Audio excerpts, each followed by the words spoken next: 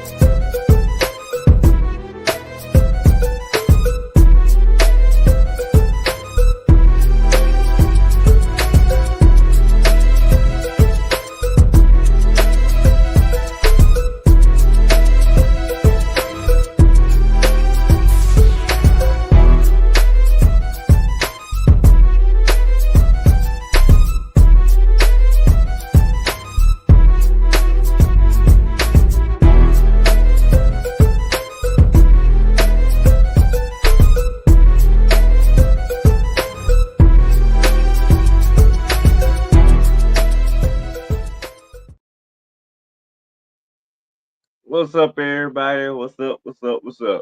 Welcome to episode 418. You know what we do. It's that time again. Well, we got a lot on tap for today's show. We got some college basketball talk, definitely. Some MLB Braves talk. Some basketball talk, definitely. Maybe a little NFL talk. But we got it all combined today. It's that time of the year when all the sports try to get combined, try to get a little headline for something. It's April, March Madness, wearing down, MLB just cranking up, NBA about to get their playoff season started, and the NFL draft on the way, baby. Episode 418. Let's get it.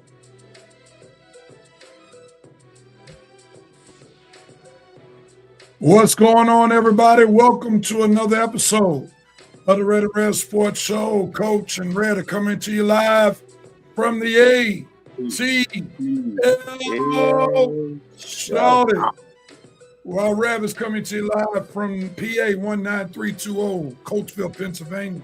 We come to give you real sports talk because we are real sports fans who are real sports athletes who have what, gentlemen? Real knowledge. So hang out with your boys, Red, Rev, Coach, and our +1 for today for episode 418 of the Red and Red Sports Show. And as is our sports custom, we turn our numbers attention to our residential numerologist, Coach Patrick Thomas, to give us something on someone dealing with those 3 digits, 4, 1, and 8. What you got for us, Coach? Good morning, everybody. Good morning. Yeah, I would say that the 4 will always stand for the 4 horsemen, baby. 4 horsemen forever. But it's going to go to NFL football and go to a man who won an only MVP in 1992. You never thought he'd be MVP, but he had a record 418 completions in the season, and that is the Oakland Raiders quarterback, the infamous Rich Gannon. 418 completions in a season, which won him the MVP for that year, and that is his only MVP. And that would be the only time you hear Rich Gannon on this show, to my knowledge, at all. Rich Gannon. Wow.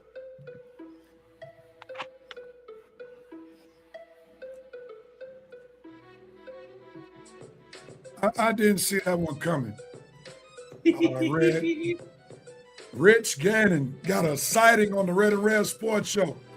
Your thoughts? All right. He had that one good season when I was living in Cali. But yeah. When he was a Raider? Yeah, when he was a Raider. Yeah, that one magical season till they met up with Tampa Bay. Yeah, that's right. He was the quarterback that won the Super Bowl or went to the Super Bowl, but lost to what's his face? Yeah, he put him Matt Ryan. John Gruden, right? Lost to John Gruden. All right, man. Coach, you got to realize I'm not going to just include you on the old boat. We are all getting older, and we have generations behind us, right? So when you make certain references like the 4 horsemen, you got to specifically state who the 4 horsemen were. That's a wrestling reference. But people in their 20s and 30s don't know nothing about Ric Flair, Tully Blanchard, Ole Anderson, Arn Anderson. They don't know nothing about them. They don't even know that Lex Luger was one who replaced one of Ole Anderson. He replaced. So when we make these old references, we got to make sure that we put some context so that these young bucks, if they're watching, can Google them for themselves. Yes. Yes. All right, because that 4 don't mean nothing to most folks if you're not 40 and up. All right. Before we bring in Revenant Nation, our +1 is behind stage. What's up, O? How you doing, sir?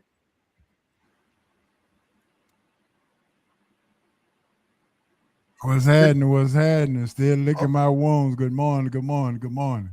I was wondering what was taking you so long. I didn't know if you had a mirror in front of you and you wanted to see how your hat was looking on TV before you said anything. I didn't know. Yeah. All right, man. I went old school. I went old school with my good times hat today. My JJ Dynamite hat. And that predates the 4 horsemen right there. I'm sorry, Coach, but free birds for life. Oh, no. Oh, no, that was Ric Flair. No, Michael P.S. Hayes. Not the birds. Oh, my Jerry God. Bam Yeah, Gordon. free birds for life, baby. Yes, sir. Man, Michael P.S. Hayes was that dog. Now Yeah. I used to love when they would come down the aisle, that theme music. All right, let's move on real quickly. Revenite Nation, we got folk posting, and we want you to come on in, chime in, let us know that you are tuning in so we can welcome you on today. Dre Trice, what's up with you? Coach Nell, what's going on? Trey Nice, want to talk Falcons? Talk already. Do you think the Falcons will have scouts at Pro Day for the Bulldogs? Of course they will. Of course they will. What up, family? Blessing to your family for this EC. Thank you so much. And we wish the same for you and your family. He said, I grabbed me ankles on the water bowl, and now it's all okay. I don't know what that's all about. Howdy to you, bro, Sagos. The VP is in the air 30,000 feet, still slamming down the gavel. Beginning of fire of the Red and Red Sports Show. That's commitment right there. That's sacrifice. That's up there. No, I ain't gonna say that. I'm about to say that's up there with Jesus dying on the cross. No, it ain't. Oh Lord, no. Your boy got free Wi-Fi with his status. And I'm here, baby. Woohoo. Go Cox. The reception is kind of suspect, like that Mississippi connection that coach had with the hamster. I got you. Whoa, partner. Hold on, man. Well, we do have a history of your Wi-Fi being very choppy on this show. So that's not private information. That's public information. I got some comments on that. Coach, you was about to make me pull out my 4 Horsemen shirt. That's right, Tim. That's right. Dre said the Hawks are doing a lot with the subpar squad. Do you think Trey held Johnson back? I think we can make a strong argument about that. Smash that like button, share with the world. Appreciate you, VP. Yep, you got that Winston spirit on you. Winston said, what's going on, fellas, in chat? Chat, smash that like button. Yep, I love it. Detroit said, woo, in my Ric Flair voice. Mike, Millie Mike, you can tell we got the folk who old school wrestling fans, Rolex wearing, wheeling and dealing, son of a gun. That's Ric Flair. Yes, sir. VP said, Ho just got back from chewing out Cam for not holding on to the ball. See. Timothy said, I thought Rich Gannon was the QB. Gannon was part of the infamous tuck rule game against New England. Was he? I don't think so. He might have been the quarterback because that's when the Raiders were good. Yeah, he was. Yep. Who's JJ Dillon on the show? Oh, the manager of the 4 Horsemen. Y'all remember JJ? JJ Dillon? With the Buster Brown specials on, baby. You them Buster Brown specials. Detroit said Junkyard Dog was the man. That used to be my mother's favorite wrestler. She fell in love with them when they took me to a wrestling show when we were living in New York at Nassau Coliseum. He used to come down to that song, Another One Bites the Dust. And my mother used to be walking around the house. Dong. Yeah. Boy, we having some wrestling nostalgia moments right here. Michael PSAs from Bad Street. Yes, sir. We're going to get to your dope, VP. Give us a chance. We're going to give it to him. All right, let's get into it because the VP's ready, and I understand why he's ready. Let's see. We're going to go around the horn. So I'll start with you, Red. Hold your next, Coach, and then I'll come up the rear on this dope moment. What you doping on, Red? I am doping on one former Brave, Michael Soroka. Mike Soroka. You know, I used to love you when you was here with my team. I used to pound on you. You were the future of the Braves pitching staff. You even proved me right for the first couple of seasons of your career. Then something happened. You all of a sudden became the Grant Hill of the Braves. I mean, couldn't stay healthy for nothing. I mean, it was an elbow here. It was a hamstring there. It was an Achilles tear there. I mean, dude, whatever injury you could have, you got it for the Braves. And you bounced around the league for a minute, and then you landed in Arizona last week. And what do you do to start the season? You picked an immaculate inning 10 Ks in your debut for Arizona, including an immaculate inning. I hadn't seen an immaculate inning in a while, but who pitches the first immaculate inning? 9 pitches, 3 strikeouts. Swing, swing, swing. Sit down, all 3 of you. Michael Soroka did that. Boy, why couldn't you be on my Braves right now? We need you right now, Michael Soroka. But anyway, good job. I wish you was still pitching for my team, but it was nice to see you do that because I know you've been struggling a while since you left the Braves. Nice to see you bounce back with a debut like that for your new team. Good luck to you, Michael Soroka, but not tonight. Excellent. Absolutely excellent. Ho, we coming to you, sir. You gotta unmute yourself. Unmute yourself. That's what happened when them Dukies lose, real. They forget how to talk. They don't stop. Uh-oh. Slow your roll there, Pimpin. I'm doping on the Atlanta Braves scoring 17 runs with Ronald Acuna batting under 200. The Braves are doing it with some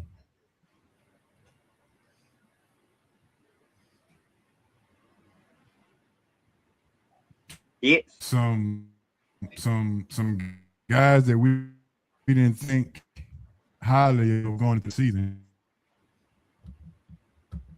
Top of the lineup is kind of struggling right now, but he's able to score 17 runs. I'm doping on Braves. We got 17 runs with the top of the lineup still struggling. All right. We got you, Ho. You had a few technical difficulties. Awesome. All right. Yeah, that was pretty impressive the other night. Braves scoring all those runs. Coach, what are you doping on? I'm doping on one Cooper Flagg, if you can believe it. Cooper Flagg is 19 years old, and he is the first 19-year-old to score at least 50 points in a game in the NBA history. He went to work last night, old Cooper Flagg. He said, the rookie of the year is not over with yet. I still got some in me, so Cooper Flagg gets my dope moment. Oh, yeah. I'm doping on Dawn Staley for not going to jail last night. But she had every right to go to jail when Gino got in her face. So I'm just going to keep it right there. So I'm doping on her, holding her composure as best as she could, not allowing that Philadelphia to come out of her, which I know was inside of her wanting to come out. So I'm doping on you, Dawn. Excellent job. All right, Ho, we're back at you. What are you noping on, sir? I'm noping on Gino crashing out. This is a classic example of somebody not willing to pass the torch. You don't want 12 titles, and now a new kid on the block has come and interrupted your undefeated season, and you don't want to let the torch go. Gino, you got to be better than that. It hurts. And plus, you know, maybe your glasses don't work, or maybe you got some sign of dementia or something going on, but everything you said, the camera caught you in the lie. So, Gino, be better, do better. Yeah. Coach. I'm noping on one Madison Booker, who waited until the semifinals to have her worst game of the year. 3 for 23, and you are the supposed star of the team, and you wait to the semis and go 3 for 23, 0 for 4 from the three-point line. You only have 6 points. That was very unlike her, but hey, it happens sometimes to the best of them. So Madison Brook, unfortunately, you got to give my no moment. That was rough. Now, Coach, to your point, I don't like accusing players of throwing games, but I started questioning, right? So you mentioned a field goal percentage. They're down 3 with a chance to tie the game. And she thought it was in the team's best interest and her best interest to go down the lane and shoot a shot that she knew was going to be contested by Betts, who's the tallest girl on the court. Your team season is on the line. The championship is on the line. And she says, you know what the play is?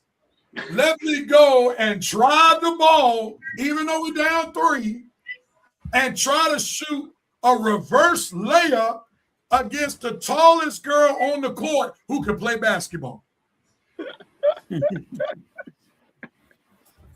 Help me Oh make my that make God. Well, Rev, if she uses her left hand, she may have a shot, but she uses her right hand, which is a I can agree with that. cardinal If she's using sin. the outside hand, but Yeah. she trying to do a dipsy-do Right, into the tallest player on the court's face. right. Like she must thought she was a dude going to the lane, like she was gonna dunk on somebody. Come on, man. Come on, man. I'm sure the Texas coach trying to reconcile that play in his mind. What in the world is going on? I'm sorry. I'm sorry for hijacking your note, Coach. Forgive me. It's on me. I'm noping on the whole Milwaukee Bucks soap opera. Oh God! Oh God! Giannis and Doc Rivers. I mean, this is ridiculous. The bottom line is Giannis is basically telling them, y'all should have traded me. Even though I didn't say it vocally because I still want to be looked at in good faith and favor with Milwaukee, but y'all should have traded me. It makes no sense to have this soap opera. He's talking about he's healthy. Milwaukee's not letting him play. We obviously know Milwaukee and several other teams in the NBA are tanking on steroids. It's not even a slight chance that they're trying to fool anybody. And clearly Milwaukee is saying, we don't need you to play because we don't need these unnecessary victories that may affect our draft status. And this is unfortunate because this dude won them, helped them win a championship, and now this divorce might taint his legacy in Milwaukee, or the Milwaukee fans might turn on their own franchise. One or the other is still not going to be good for anybody. So, nope to Giannis and the Bucks.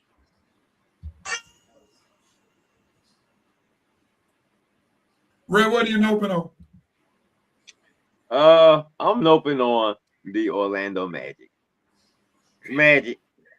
Now, my Hawks needed you to help us out last Saturday. And what did you proceed to do? Give up a 31-0 run to the Toronto Raptors. And if that wasn't bad enough, we had to play your next game. And what do you proceed to do? When you're getting the doors blown off of you because you ain't no match for my Hawks. You try to hurt where you did hurt our big man intentionally with a cheap shot foul because that's all you cheap shot losers are about. And that's what happened when you bring a big time loser like Desmond Bane over to your team. I am sick of this doggone loser and him playing my teams, man. Now, you didn't do nothing against my Lakers a few years ago, but now them idiots listening to you, you don't got my big man hurt. I tell you, I hate Desmond Bane.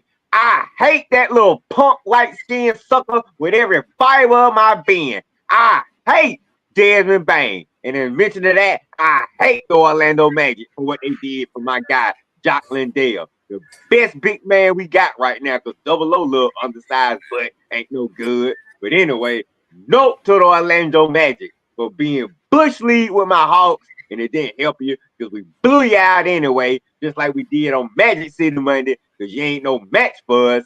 And Bush League with a note to you for, allowing a 31-0 run, the biggest run in NBA history. Note to the Orlando Magic, and hurry up and get this season over so I can come on here and say dope to the Magic for firing the head coach, whatever his name is, Jamal Mosley or whatever. Mosley Park looking SOB. Get out of here. No! No! No. All right, Coach, it's on you. Revenant Nation, we're coming to you right after this. So post your note, dope, and cope moments. Coach, what are you coping with? Wow. I'm coping with Luka Doncic.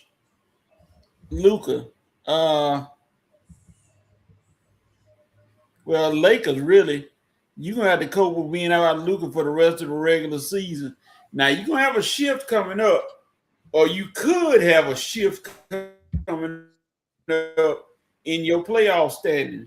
You could drop from 3rd to 6th, but this is going to tell to see if you're that kind of team that can do without your superstar guard. So I'm coping with the Lakers to see if they can finish the season out and then get Luka back for the playoffs and see what happens. But they're going to have to cope with playing without him.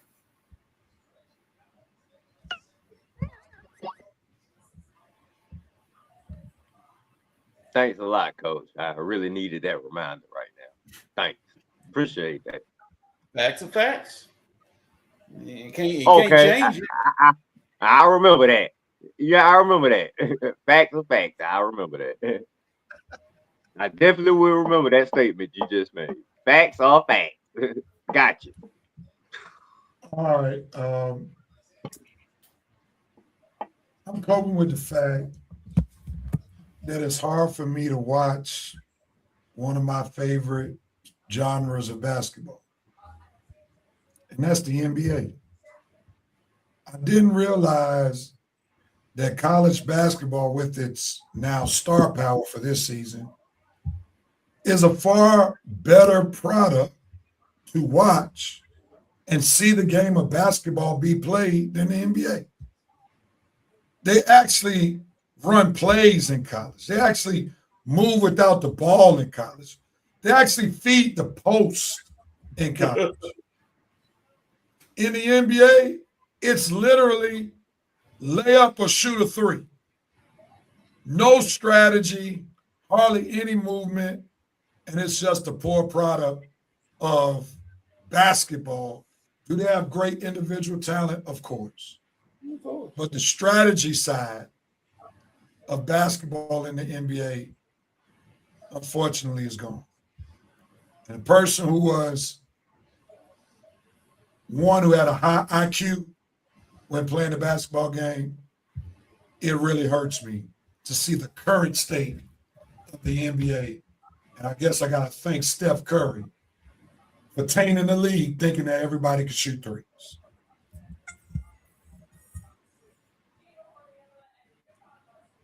Red, what are you coping with? I'm coping with, well, not me, but I guess the NBA players. I guess I'm coping with the NFL salaries to the NBA salaries. Because like Jaden Ivey gonna get paid his $10 million salary, while Stephon Diggs he ain't getting no money at all. It's just crazy that NBA players can do all they little messing up crazy off the field stuff and still get their money at the end of the day. That's the NBA collective bargaining agreement like NFL players.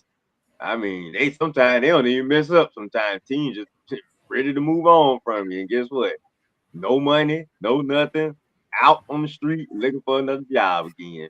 Man, life of a, that's why I tell folks, NFL players cannot live the life like NBA players. NBA players have way more guaranteed money, way more leeway than NFL. Man, I don't know how NFL players try to live big time money, and until my career is over with, I'm not even trying to spend too much of my money, because NFL, to me, they looking to take more of your money than to give more of the money. Where the NBA will pay you sometimes to go away. Hey, you salary guaranteed, just get them on up out of here. So, like I say, NFL players, maybe it'll do you good if you just don't be friends with NBA players, man. That'll help you out right there, because they ain't gonna do nothing but create a lot of jealousy, because you can't live that baller lifestyle like you really want to live with that NFL non-guaranteed money. Unless you like a quarterback or something, you got steady income, unless you just know you one of them great players. I'm sorry, that NFL lifestyle, you really got to live check to check. You got to be smart with your money. You got to be great money manager. All that stuff, like I say, that's why they had these NFL symposiums, because they really teaching you, hey, NFL not for long, and neither is these paydays. So that's what I'm coping with. Thought it sounded better when I was writing it up this week, but anyway, that's what I'm coping with. All right.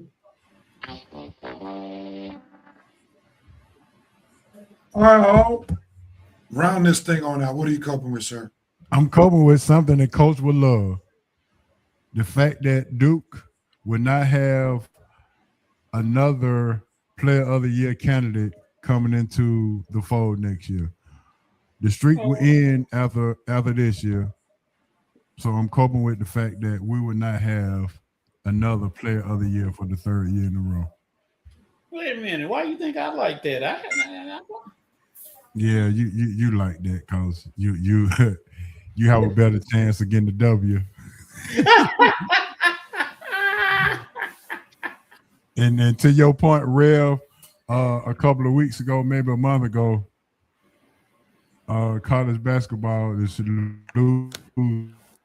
losing some great freshmen, and this incoming freshman class is front this coming up year. Hey, Hold, do me a favor. But that's what I'm coping with. Do me a favor, Hold. Log out Yeah. and come back in, because there's a little lag on your side. Chopping up. Just chop it up. So you may have to restart your internet or something. All right.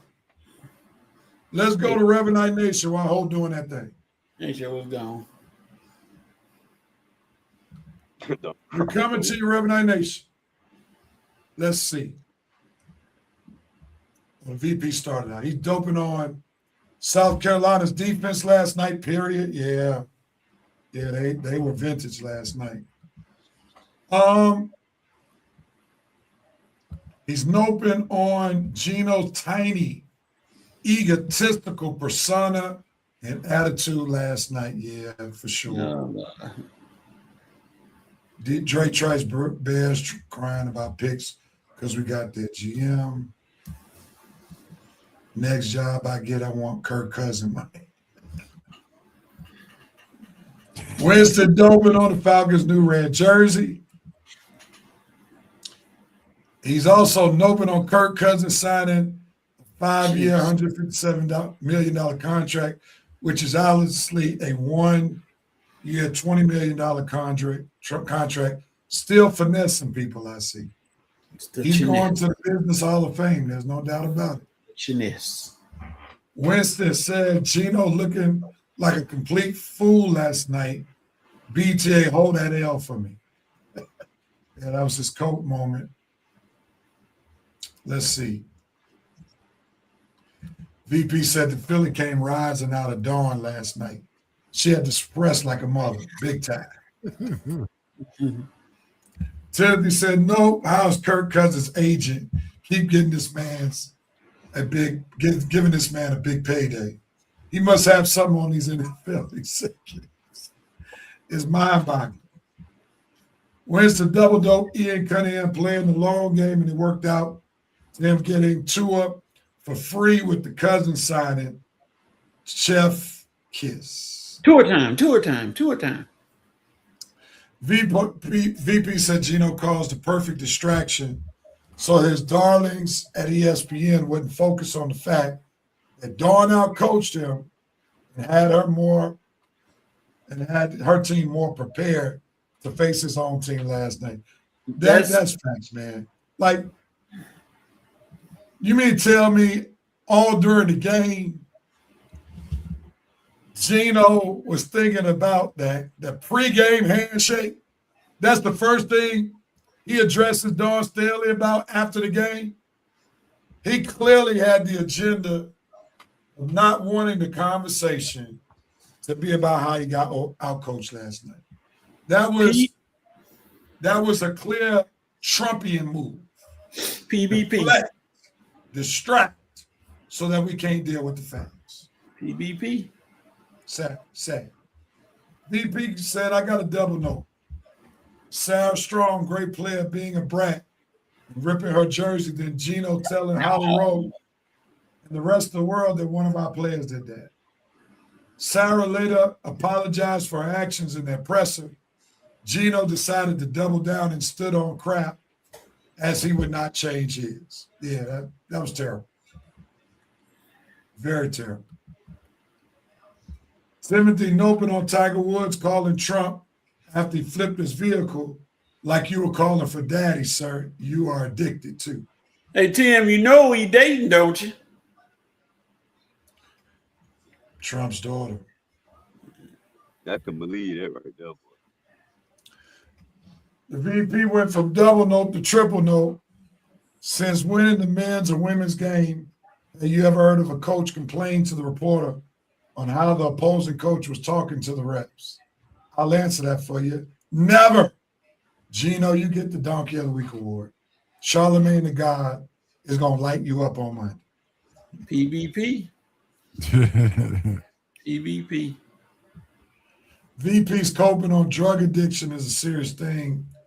Eldrick, referring to Tiger Woods, you need help. Let's start with Jesus. That's always a great start. He's washed. Now his condition has been exposed to the world. Eldrick, if you don't make a change for anyone else in this world, do it for Sam and Charlie. Sign, still a fan. Eldrick. And I'll say this about Tiger. His career and life started spinning out of control once his dad wasn't on this earth. There it is. He was fully beholden on his dad, leading him and guiding him. All right. Tim says, Rev, that's what I don't watch. That's why I don't watch the NBA All-Star game anymore. All offense, no defense. Facts. Winston said, Holt need to borrow that link too. Sharing is caring. Not the link. BB said, I'm going to log off. The reception is bad in here for me. Peace out. Have a great show, fellas. Q Lunas. Coach, Q the Lunas. Have a great show, fellas. Can't wait to rewatch Gamecock Women. You have the right to get this dub tomorrow for our fourth. Tall task, but we can get it done. Have a solid Resurrection Day weekend. He is risen. Appreciate all that. And safe travel to you, Mr. Vice President. The Linus. Winston said, Ho got the Houston Wi-Fi chopped and screwed.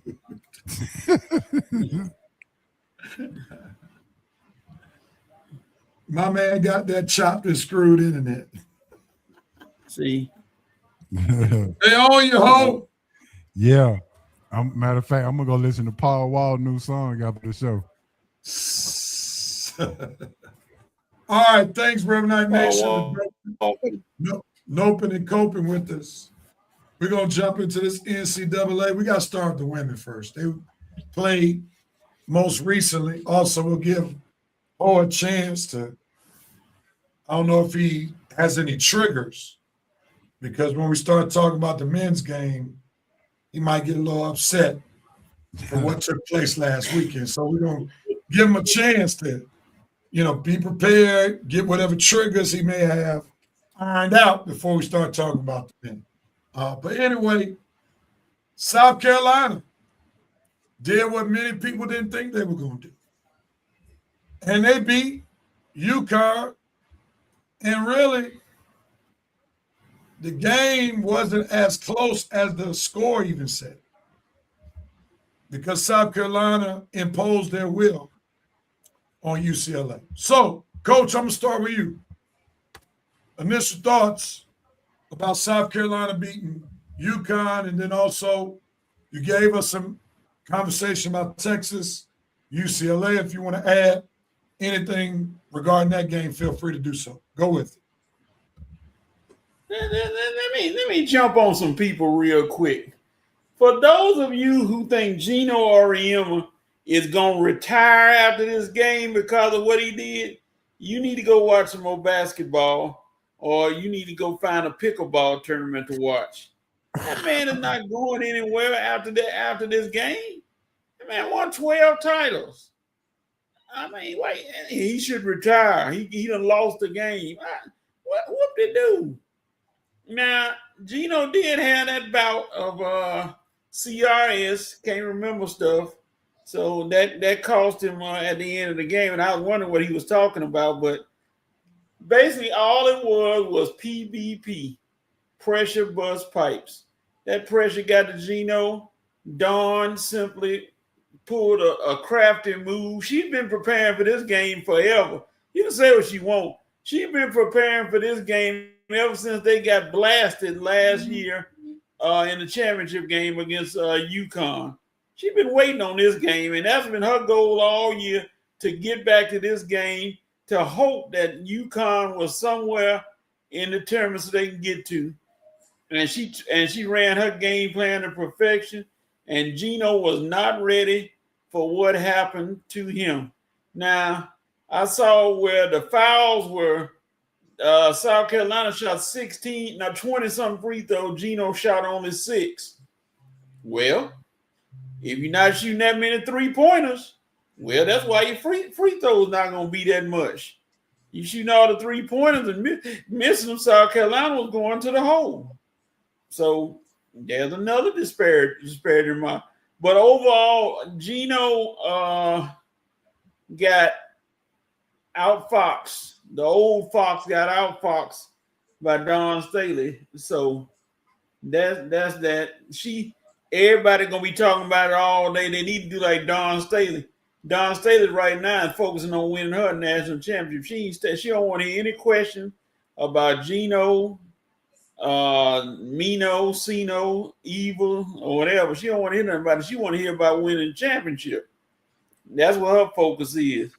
That Texas UCLA game, I don't know if you can call that defense, but I guess you can, because it was both teams playing heck of a defense. Because when you hold Madison Booker to 3 for 23, obviously something going on. And like Rail said, that shot she took, that was way off her mental game plan. She was totally unhinged. And Corey Close decided for UCLA, she had her game plan down pat too, and put it to use against the great Vic Schaefer, who's another great coach. I mean, all these coaches are great, but just who had a better game plan. And she took that game plan to Texas and took their best play out and ended up winning the game. So UCLA, South Carolina, going to be a defensive battle. I hope if you like offense, don't watch this game, because it's going to be a heck of a defensive battle coming up again, because you got two of the best defense. You got Betts with the height, and then you got Raven Johnson with the speed on defense. So get ready. It's going to be a good close game. That's for sure. All right. Red, give us your men's tournament thoughts. On the men's game? I'm sorry. Women, I'm sorry. Well, I probably should talk about the men, because I honestly, man, I didn't even watch this last night. I be forgetting when they on. And my girl Noelle and Hannah got taken out last week. So, I mean, the rest of the tournament really didn't interest me too much. It's sad to say. But it seemed like South Carolina, Dawn versus Gina, would have been a good matchup. Dawn prevailed. Gina got mad at the end. Man, I wish I could have seen some of that live. I missed all that. I was too busy focusing on the Hawks and the Braves to be worried about the E-girls. But hey, I mean, I'm gonna go back and look at what happened after the game. At least look at it live so I can get a better viewpoint of what happened. But like I say, I mean, 62-48. Look like UConn didn't show up. I mean, they used to score more points than this, I would think. So yeah, look like South Carolina put the clamps on them. I guess just either embarrassed, humiliated, or just a sore loser at the end. I mean, man, I don't know what got into him, but like I say, I have to see for myself. But like you say, I'm glad Dawn stood her ground. I would have expected nothing less of her anyway. I mean, that she's not the type of person you just gonna pump. So I really don't know who Gino thought he was talking to. I mean, maybe you thought you were talking to somebody else that was gonna cower or something. Maybe you talking to Muppet, whoever the little coach they nicknamed Muppet. I don't know, one of these other ladies that probably had some fear in their heart. But dude, you honestly think Dawn Staley is gonna back down to you? Come on, Gino, man, you've been doing this far way too long, dude. Times have really changed, Gino. You need to get with the program and get up to date. It's 2026. It ain't 1976, ain't even 1986. So can't do that no more, man. You're gonna come across the wrong woman like you did last night. Boy, I can't wait to see that. I really can't wait to look at this replay of it. But like I say, that's pretty much what it boiled down to. I mean, Dawn Staley put in her Gamecocks. I mean, put the clamps down on UConn, and just Gino, man, you gotta lose sometimes. You can't win them all, Gino. Geez, you won them all for a sweat along. Good Lord, let somebody else win for a change. But then I guess you like, well, the South Carolina, they win all the time too. But anyway, it is what it is. The South Carolina beat UConn. Gino couldn't take it. And boy, that's about what it is. Like Coach said, it was a defense. South Carolina defense showed up, and the UConn offense and they got handled. So that's what it boiled down to. And as far as UCLA, Texas, I don't know nothing about what's going on with them. So whatever Coach said about this matchup, I'll second him on that.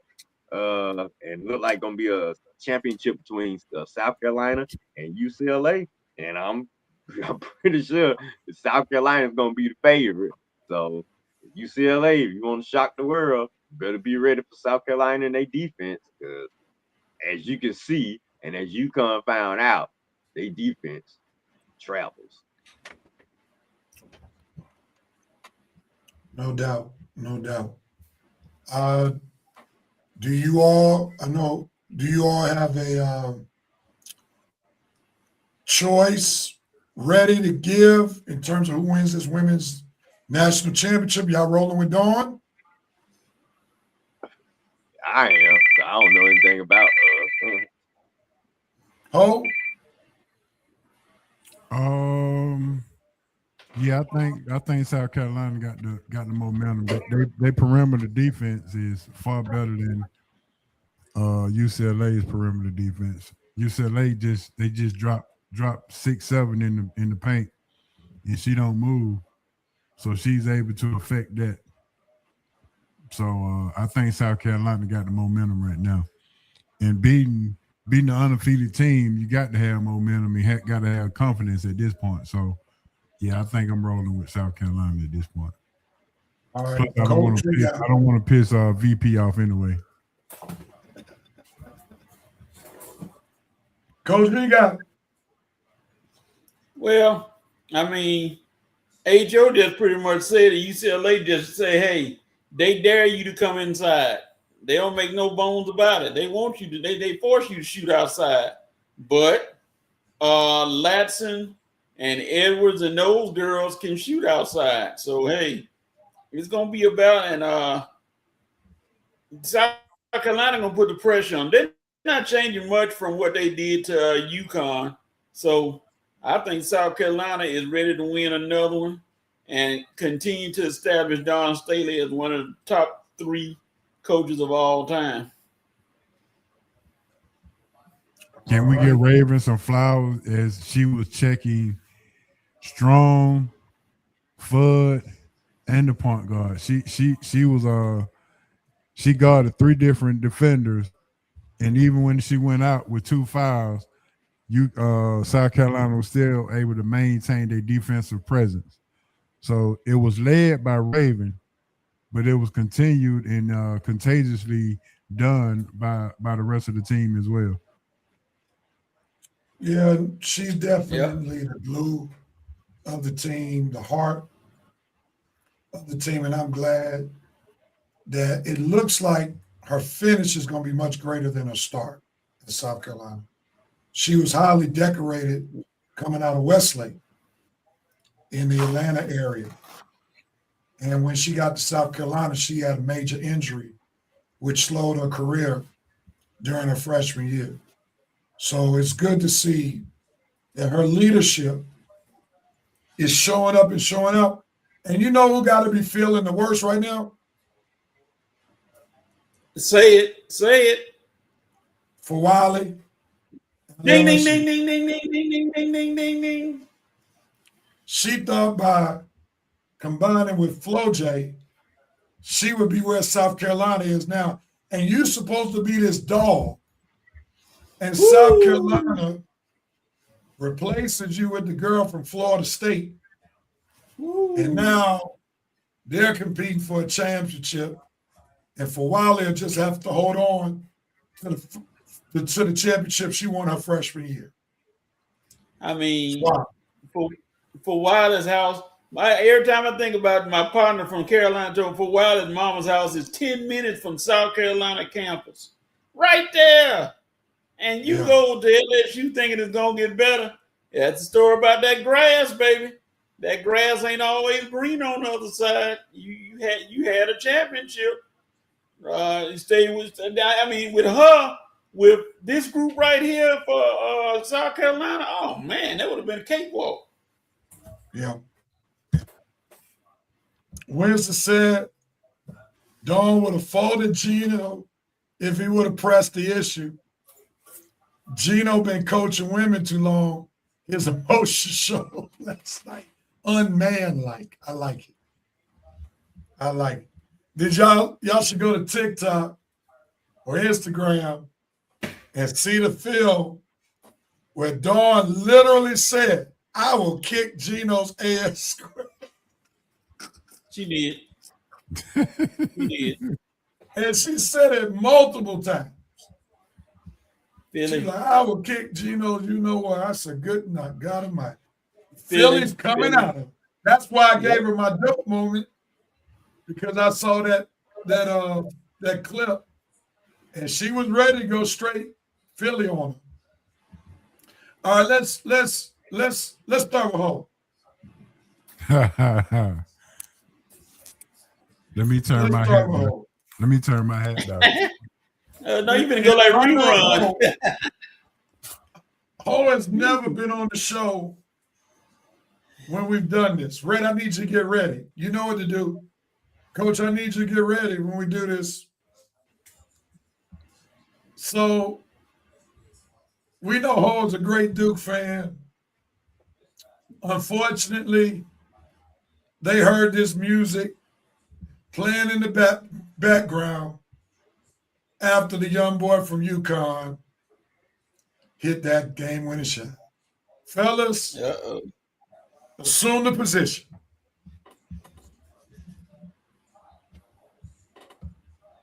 Okay, hold on. You got it? Y'all ready? Yeah. Set, assume the position. We're coming to you, Ho. This is dedicated to Ho and the Duke Blue Devils for what happened to them last week. We're ready.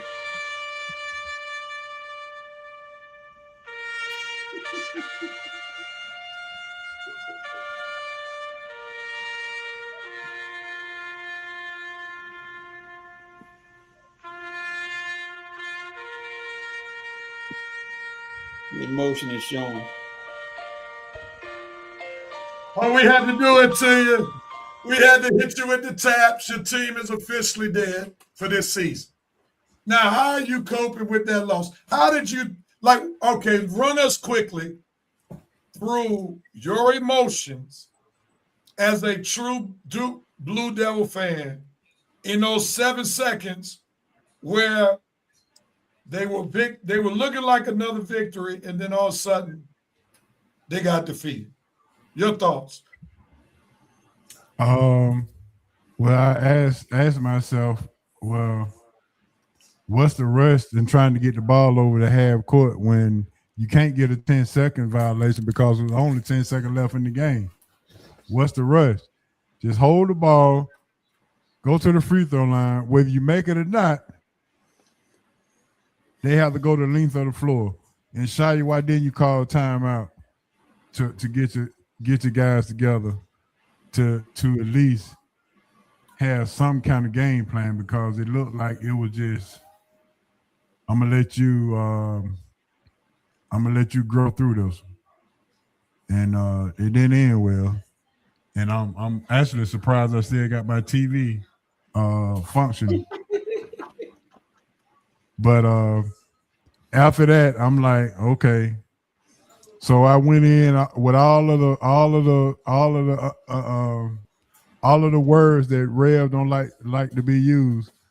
I said all of those things, and after about a day or two, I realized after going to my spiritual group on Monday, it kind of got me back in a very emotional settlement. And I thought to myself, if John Shire coached at Wagner, will we be talking about this? He happens to be on the greatest stage with the greatest program, so he got to grow in front of everybody's eyes. So I backed up off of Shire for that reason only. But then I said, but when you took the job, you knew this was coming. The expectation was already there, man. Yeah, when you took the job, you knew this was coming. And to top it off, you're gonna lose an assistant coach who actually was the offensive guru for this year's team. You losing him to Belmont. So now, not only you're not gonna have the player of the year coming in next year, you got to replace your offensive guru who's leaving for Belmont. So I've been in prayer for the last week. This man say been in prayer. I've been in prayer for the last week, and John Shire said he gonna hit the transfer. He gonna hit the transfer portal, big game hunting. So don't expect to see a lot of guys come back from this year's team. All right, hey, real quickly, who do you think will come back? I think Foster will come back. I think Evans will leave along with Big Pat, but they are late round first. They are projected late round pick, so it's not locked in stone. If they want to go on a redemption tour, then expect them to come back. I think Darren Harris is out of there. I think he hits the transfer portal. Dame Sarr, another late first round, second round pick. I think he needs to come back to improve his 3-point shooting. And what about Caden Boozer? Yeah, he'll be back. So somebody threw this out, this idea that his big brother, who's touted to be a top 5 pick, may decide to come back to help resurrect his baby brother, his twin brother's right story at Duke. Yeah, it's a good story if you want to believe it, but it's not going to happen. Now, the only thing I push back on is this. We know they're not broke At all. Their dad got millions, so that's documented. Then they get paid in college. now, legally. Right. They already got commercials together. So there might be a slight chance that he comes back, but it's going to be difficult because Caden definitely needs to come back. Who? Oh, yeah, Caden. Yeah, for sure. He definitely needs to come back, but you might luck out. You might get both boosters coming back. It's slim chance. Yeah, I doubt it, though. He ain't coming back. If anybody come back, it'll be Evans because Evans can make more money at Duke than he do in the NBA if he go late first round. That's true. That's true. All right, where's this? Yeah. He going back to Wendell and said, I'll kick your ass squared 3 times. Yep. All right. I'm with you, Joe. Oh, I appreciate you, man. Stepping up, taking the bullet, and being a trooper, talking about your team. Because I'm sure as much as you talk about Duke, and you've been talking about them ever since you've been associated with the show, either Reverend Night Nation on the screen, you were a trooper, not running, not hiding when your team lost. So we appreciate that. Now, and you can ask Coach. I wore my Duke hat Wednesday, and I wasn't running and ducking from no smoke. I couldn't find it this morning, so this is what I had to roll with. Okay, all right. Well, your decision with the hat was on time since we had a bit of nostalgia starting the show with the Freebird. So that was right on time. Absolutely. Yeah, I have to. Hey, Ray. I have to listen to God. Ask me what the dog name is. Hold on, Coach. Before you go, I got to get your reaction to the last 7 seconds. Being a North Carolina fan, and anybody who knows anything about North Carolina Duke, they hate each other. So, Coach, tell the truth on how you felt. Well, I thought the game was over. Really, when Duke inbounded the ball, I said, well, they're going to throw it in and hold it. And then they're going Duke going to luck up and get out of another game. And when they passed it to when Caden got it and threw it away, and St. John got the not St. John, Connecticut got the ball, and that boy shot it, and it went in. I mean, I was just stunned. I was like, yeah. I mean, I was like, wow. I said, I can't believe that he made that shot, a 35-footer from the logo. And then Duke still almost had a chance to win. I said, no, it's not going to be another Christian Laettner moment again. And they batted it away. And after the game, I thought about H.O. Now, H.O., it will tell you, I didn't call him. I didn't send him a text message or anything. There was some things going on here that, I didn't try to rub it in or anything. But considering the Carolina situation, I ain't got nothing to gloat about. I got nothing to talk about. You consider we need a coach. But Rev, and all in all, when that shot went in, yes! I mean, woo, what a shot. What a shot. What a shot. No, that reaction was definitely what you probably did. Because you didn't want to hear Hope talking about Duke in the Final Four, and especially if they won a championship. Since you brought it up, what's the state of North Carolina basketball right now? All right, now Hubert the X official. So where does North Carolina go now? They tried to go after Arizona's coach, Tommy Lloyd, but he elected to stay.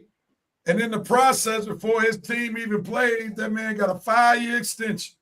making him one of the highest paid college coaches in the NCAA, hadn't won a championship yet. So he ought to thank North Carolina for allowing him to use them as a bargaining chip. So where do y'all go now? Do y'all keep it in the family, which is the tradition? Or do you go outside the family, and do you have any people that you think would be a good fit for North Carolina's job, Coach? Give me a full screen. Somebody said something about who was that?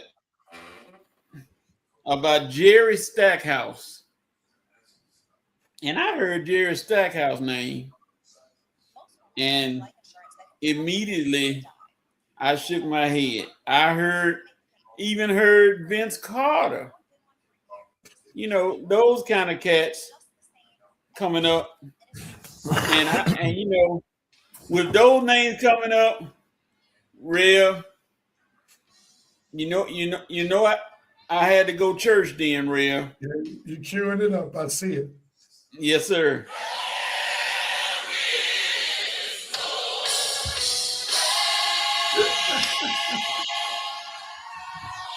I knew you were going. I knew that's what you were doing when you knew it was put your coming. head down, you were queuing up the church. You music. knew it was coming. Yeah.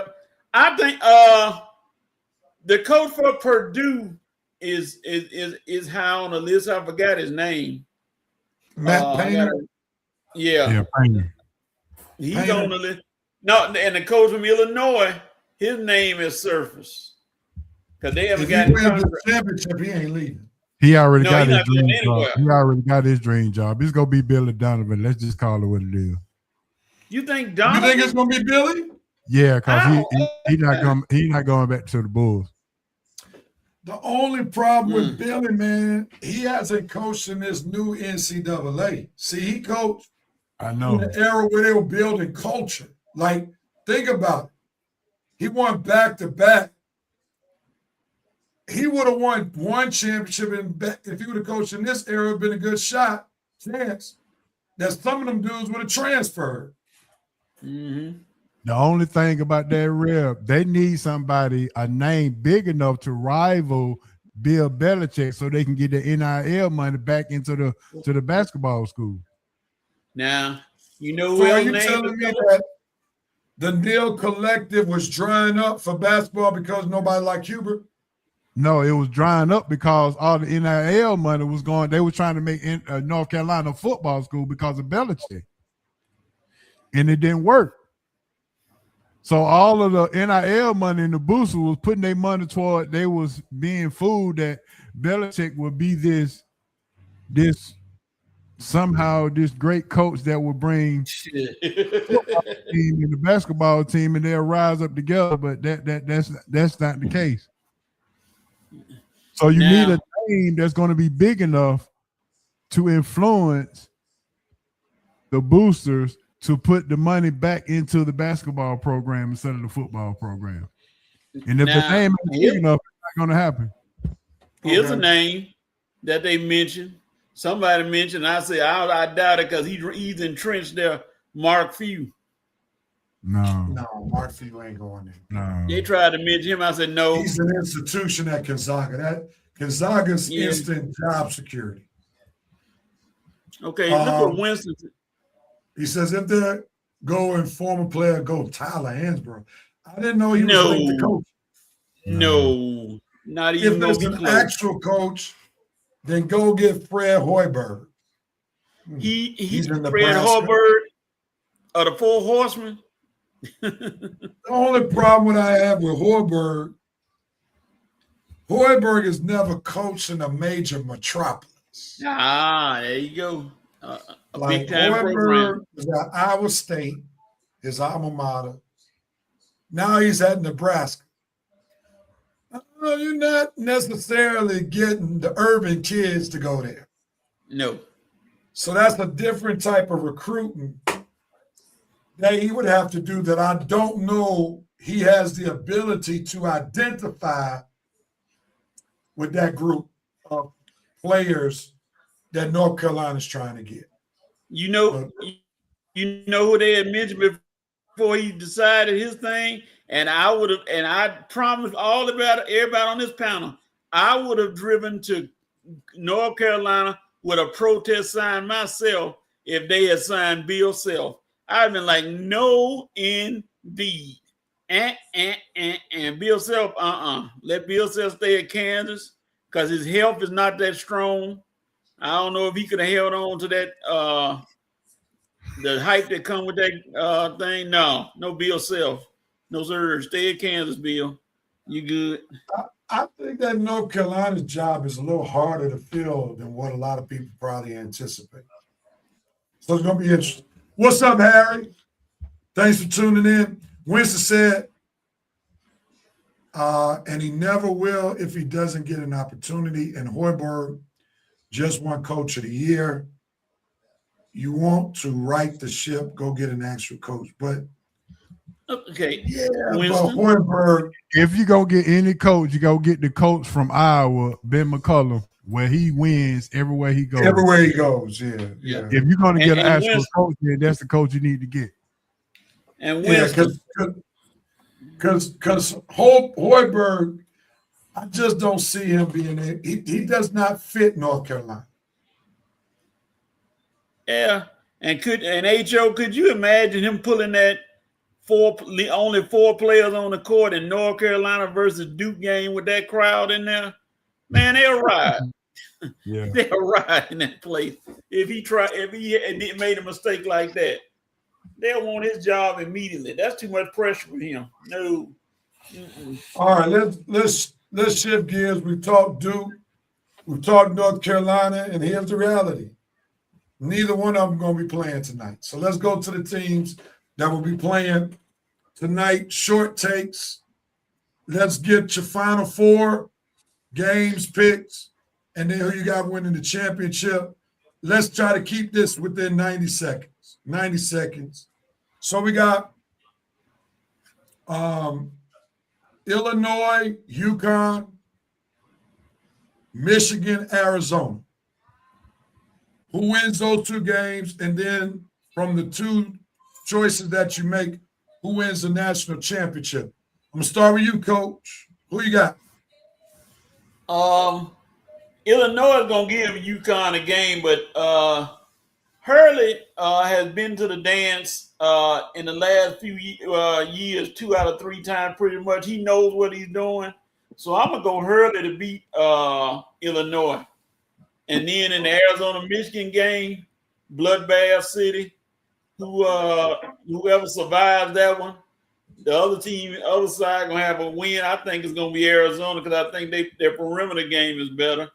Well, no, I ain't going to say that because Michigan got a good perimeter game, but I'm going to go with Arizona, and I'm going to go with Arizona winning the whole thing. Coach has Arizona.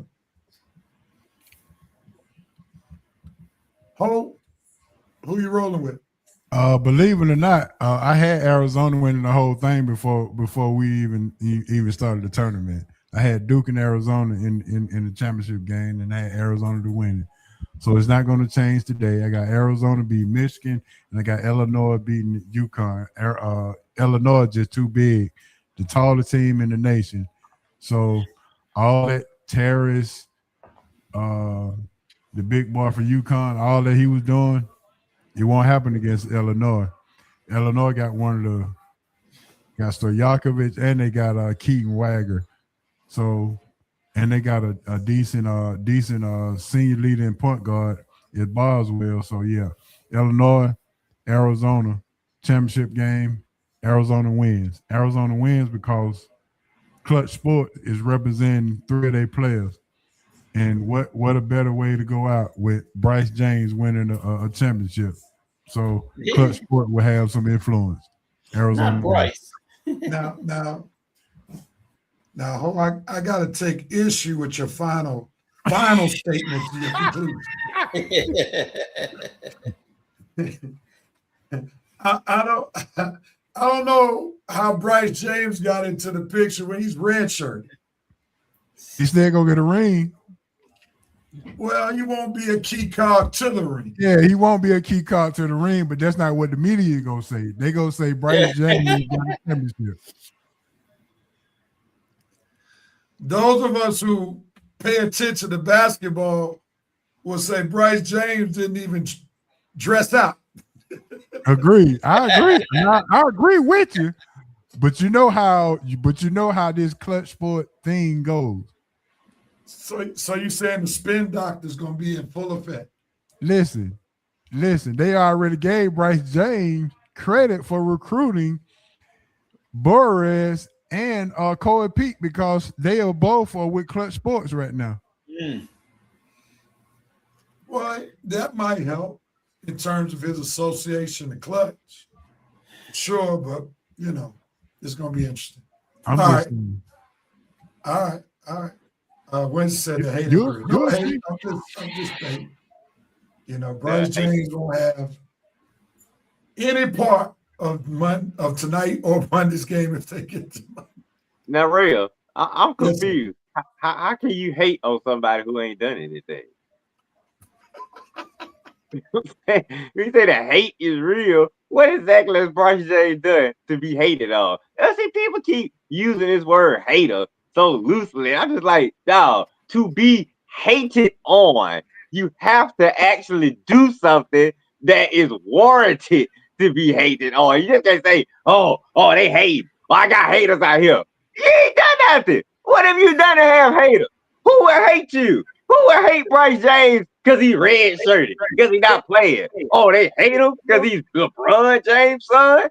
Oh, please, man. I tell you, these LeBron James fans really do live in their own world at times, thinking that somebody hated Bryce James, a red shirt freshman who ain't played a minute of basketball. Oh, the hate is real. They're hating Bryce James because he's LeBron's son. Man, get out of here. Ain't nobody even thinking about Bryce except for Hope.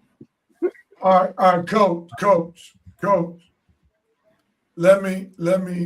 No, I'm sorry, not coach. Real quick, I'm going to pivot away from basketball. Pivot away from college basketball to go to the NBA. And I'm going to ask you a question. Somebody got the extra device on. There's an echo. Your premise to your last rant was you got to do something in order to be hated on. Am I correct? That's right. So would it be appropriate if people would try to hate on Bronny James as a Los Angeles Laker? You said, would it be appropriate to hate on Bronny James as a Laker since you said you got to do something in order to be hated on?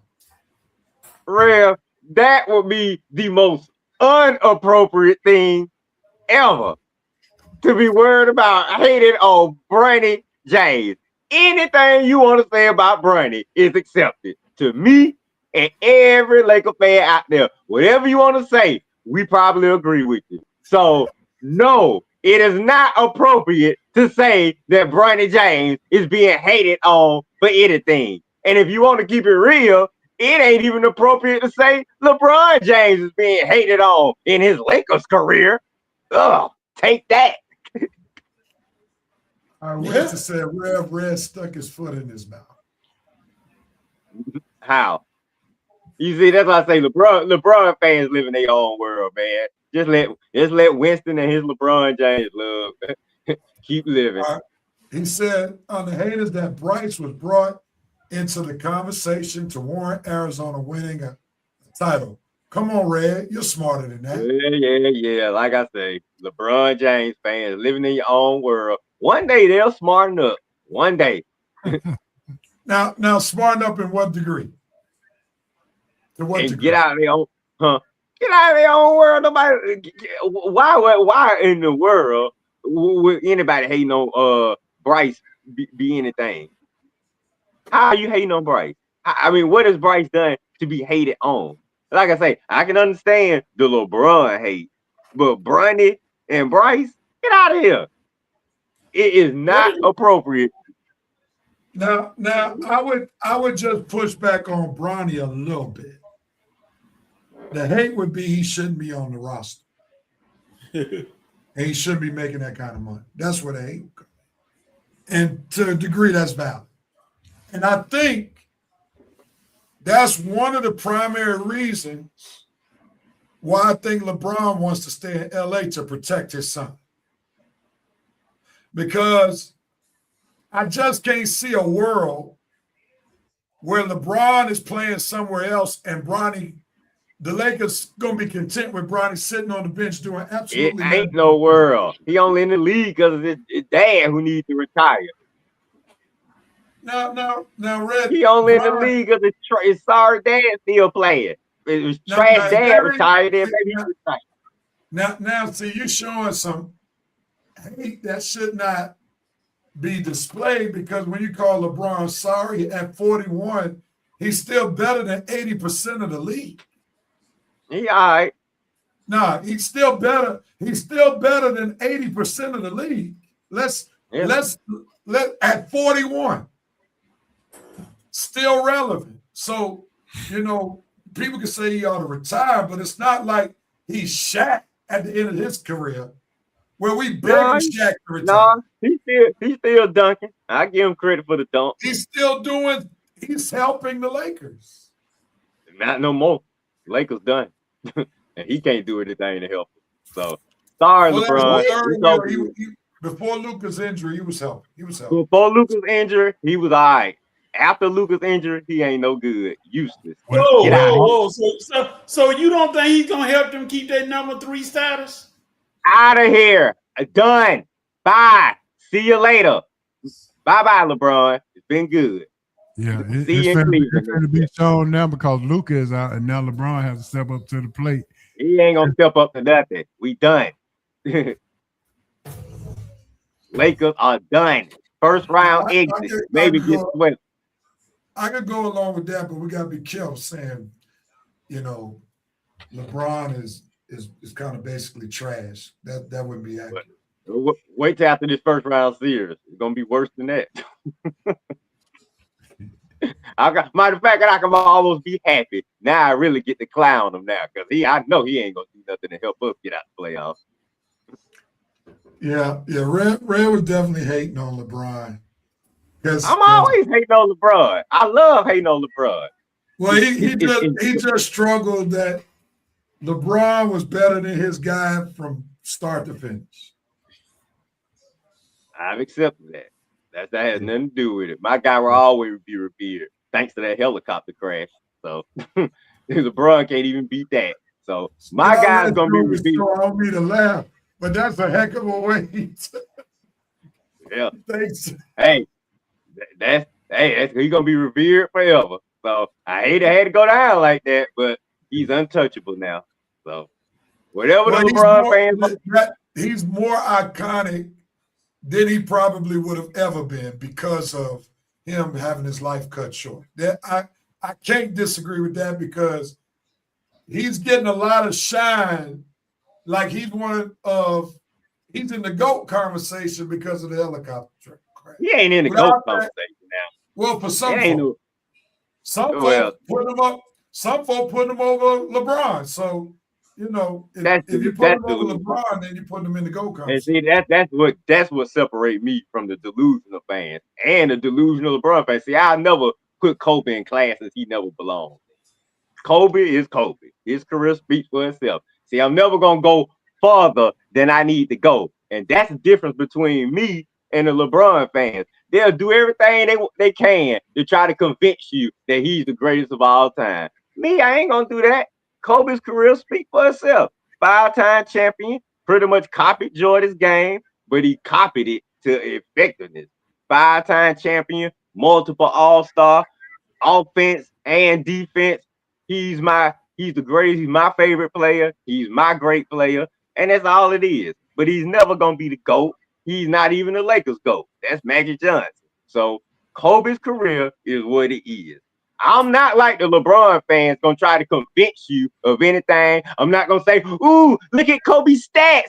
Ooh, look at this. Look at that. Oh, he saw her. I ain't doing that like that's for LeBron delusional fans. I'm gonna let them argue that. I have nothing to say. If you think Kobe is trash, he's thinking he's trash.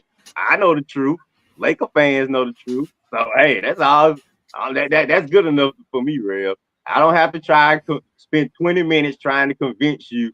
Oh, LeBron's the greatest. Please agree with me. Please believe me. He's the greatest. Look at his stats. He has the most points. He has this. He has that. Oh my God. Lord have mercy. I'm never gonna do that.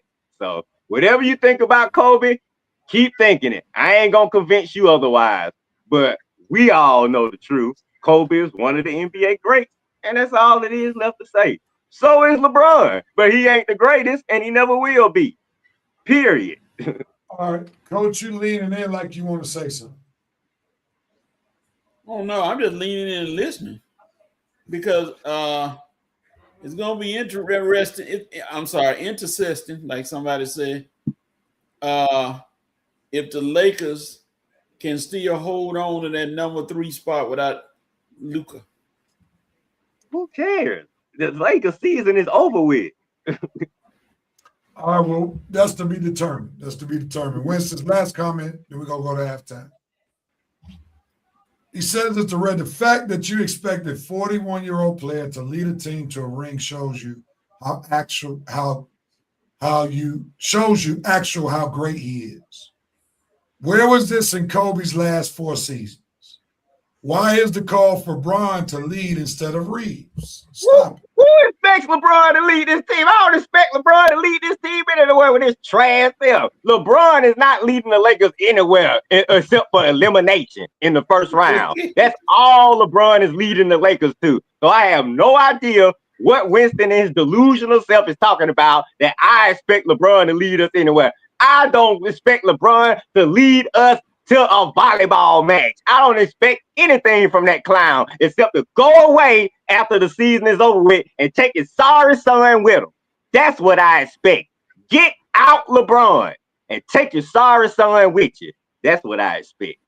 All right, just to make sure that we're being journalistically correct, I just need you to tell the fans why you call LeBron trash. Oh, because I'm not a fan. All right, thank you. I needed folks to just understand that's why you call him trash. Not that he's actual trash, like can't play, but you don't like him. So I needed that. I've said plenty of times he's a great player. He ain't the GOAT. He's one of the great players, but I'm not a fan and never will be, and never will put him up on a pedestal like these delusional LeBron fans. And they just gotta accept it that everybody ain't gonna be a LeBron fan. One They more just thing can't before we go to accept halftime. Red, you were thinking and concerned about me getting triggered.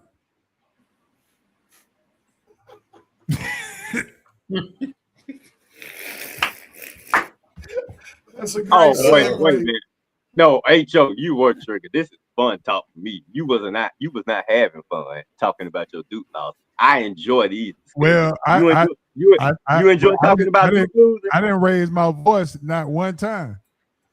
You never raise your voice. I always raise my voice. What does that make it? Well, we're done show some passion when we get to this conversation. Yeah, but it's definitely out of more of a jovial piece, even though there's some truth moments that he has within the jovial nature. So my question, my question, Red, is some would say that Kobe did it even better than Jordan, even though he copied Jordan. Some would say he even did it better than Jordan because of his work ethic. Yeah, but he still copied Jordan. So keyword copy. Yeah, well, he can't help you if he was born later than Jordan. Yeah. All right. That was interesting. We went several different directions we didn't initially plan to, but it was great. You never know what to expect with the Red and Red Sports Show. It's officially halftime. We've talked NCAA, we've talked Duke, North Carolina, Kobe Bryant, LeBron James. What will we talk about in the second half? Well, stay tuned to see what's happening. As the famous commercial says, we'll be right back.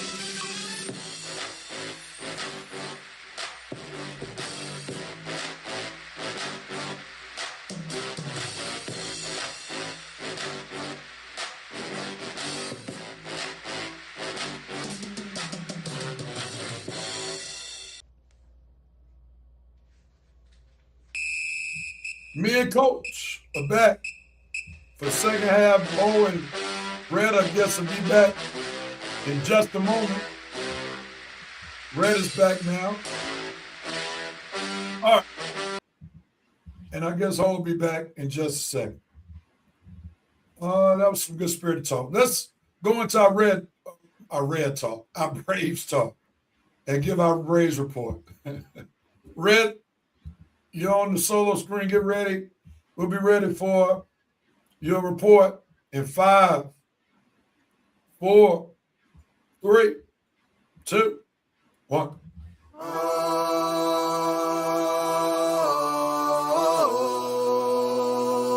It's game time.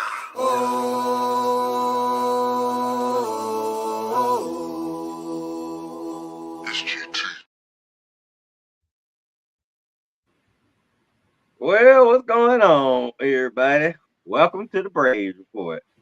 Man, I've been so long without giving the Braves report, so many months without giving one. I got to get back used to this thing.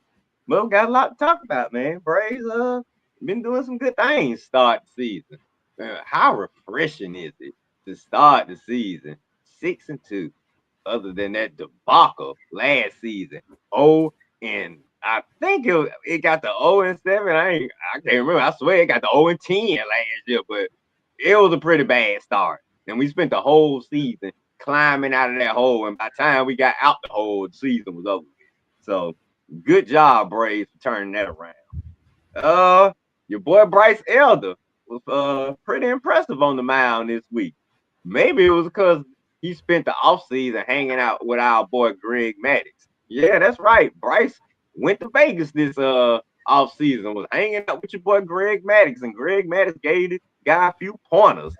It showed up his first start. We're gonna see if it can carry on the majority of the season. But that was definitely a good idea, Bryce, for you to go get some advice from old Greg Maddux, because both of y'all kind of have similar stuff. Greg didn't have the most powerful stuff. His fastball wasn't the best, but he knew how to pitch. Location. That's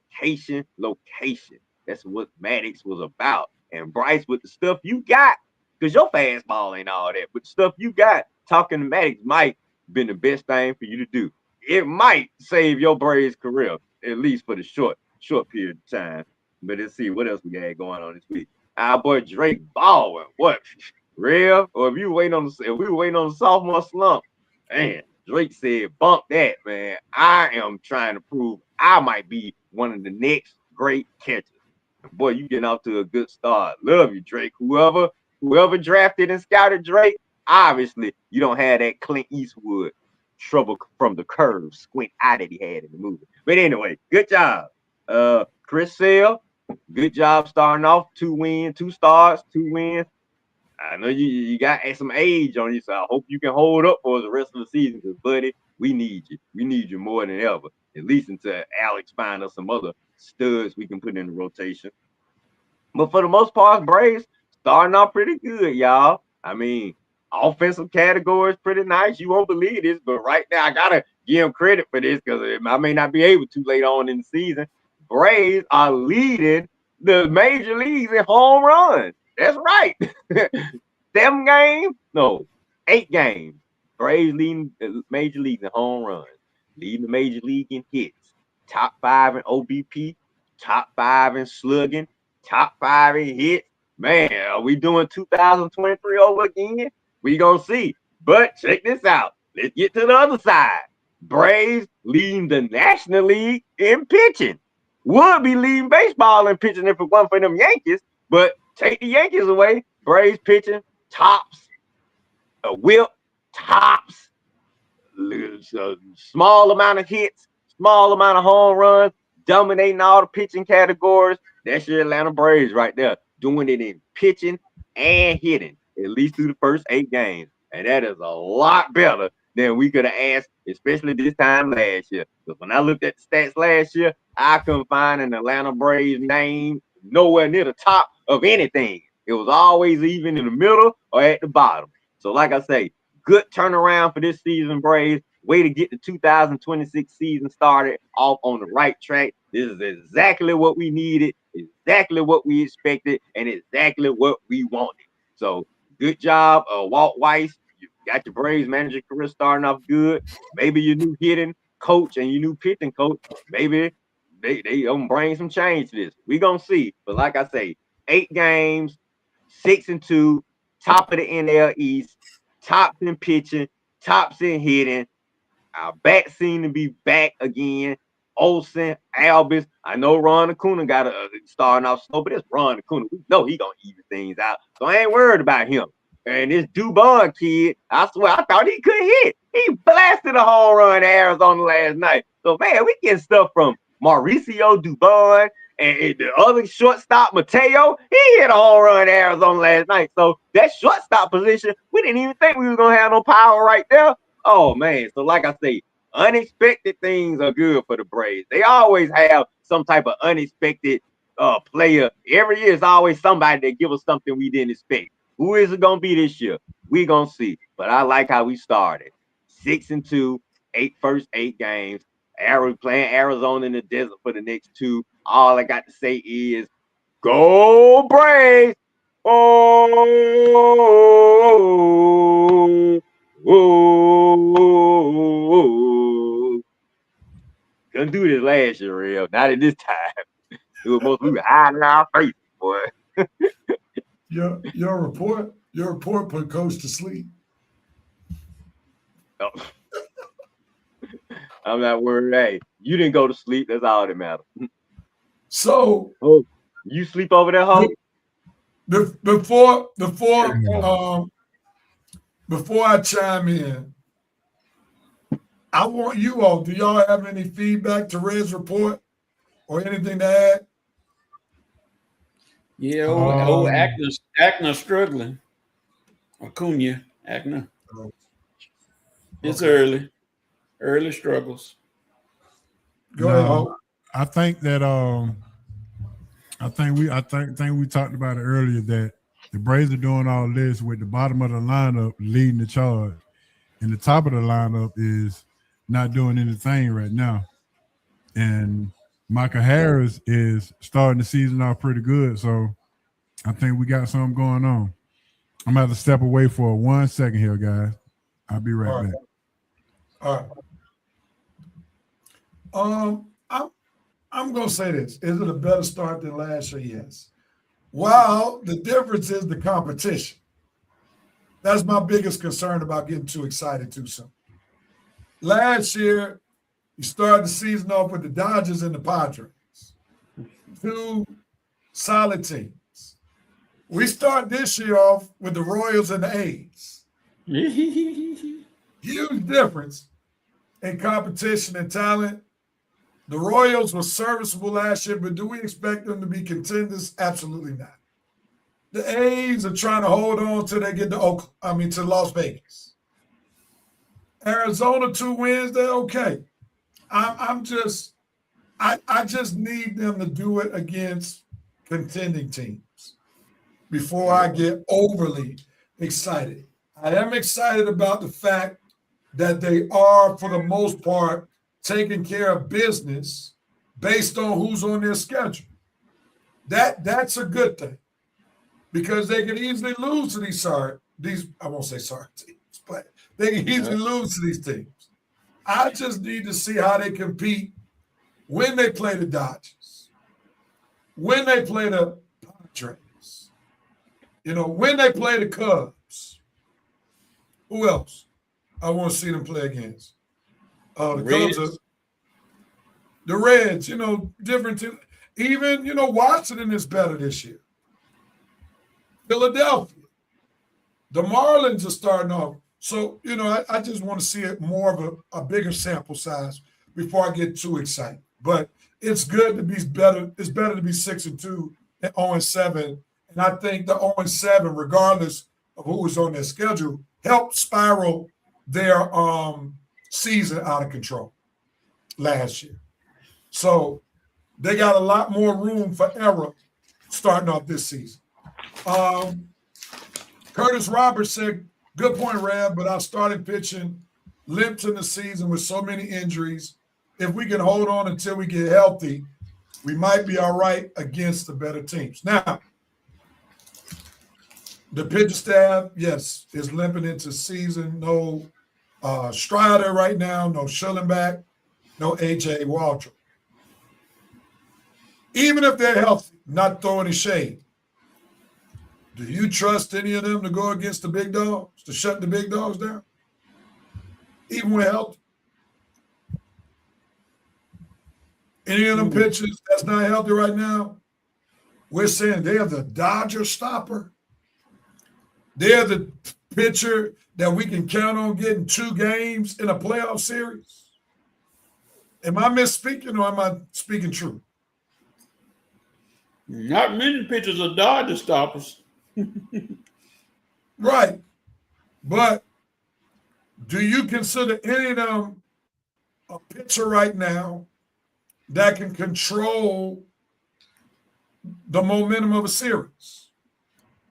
Do you look at any of them saying they're the ones that's going to stop the bleeding if we're bleeding in the playoffs?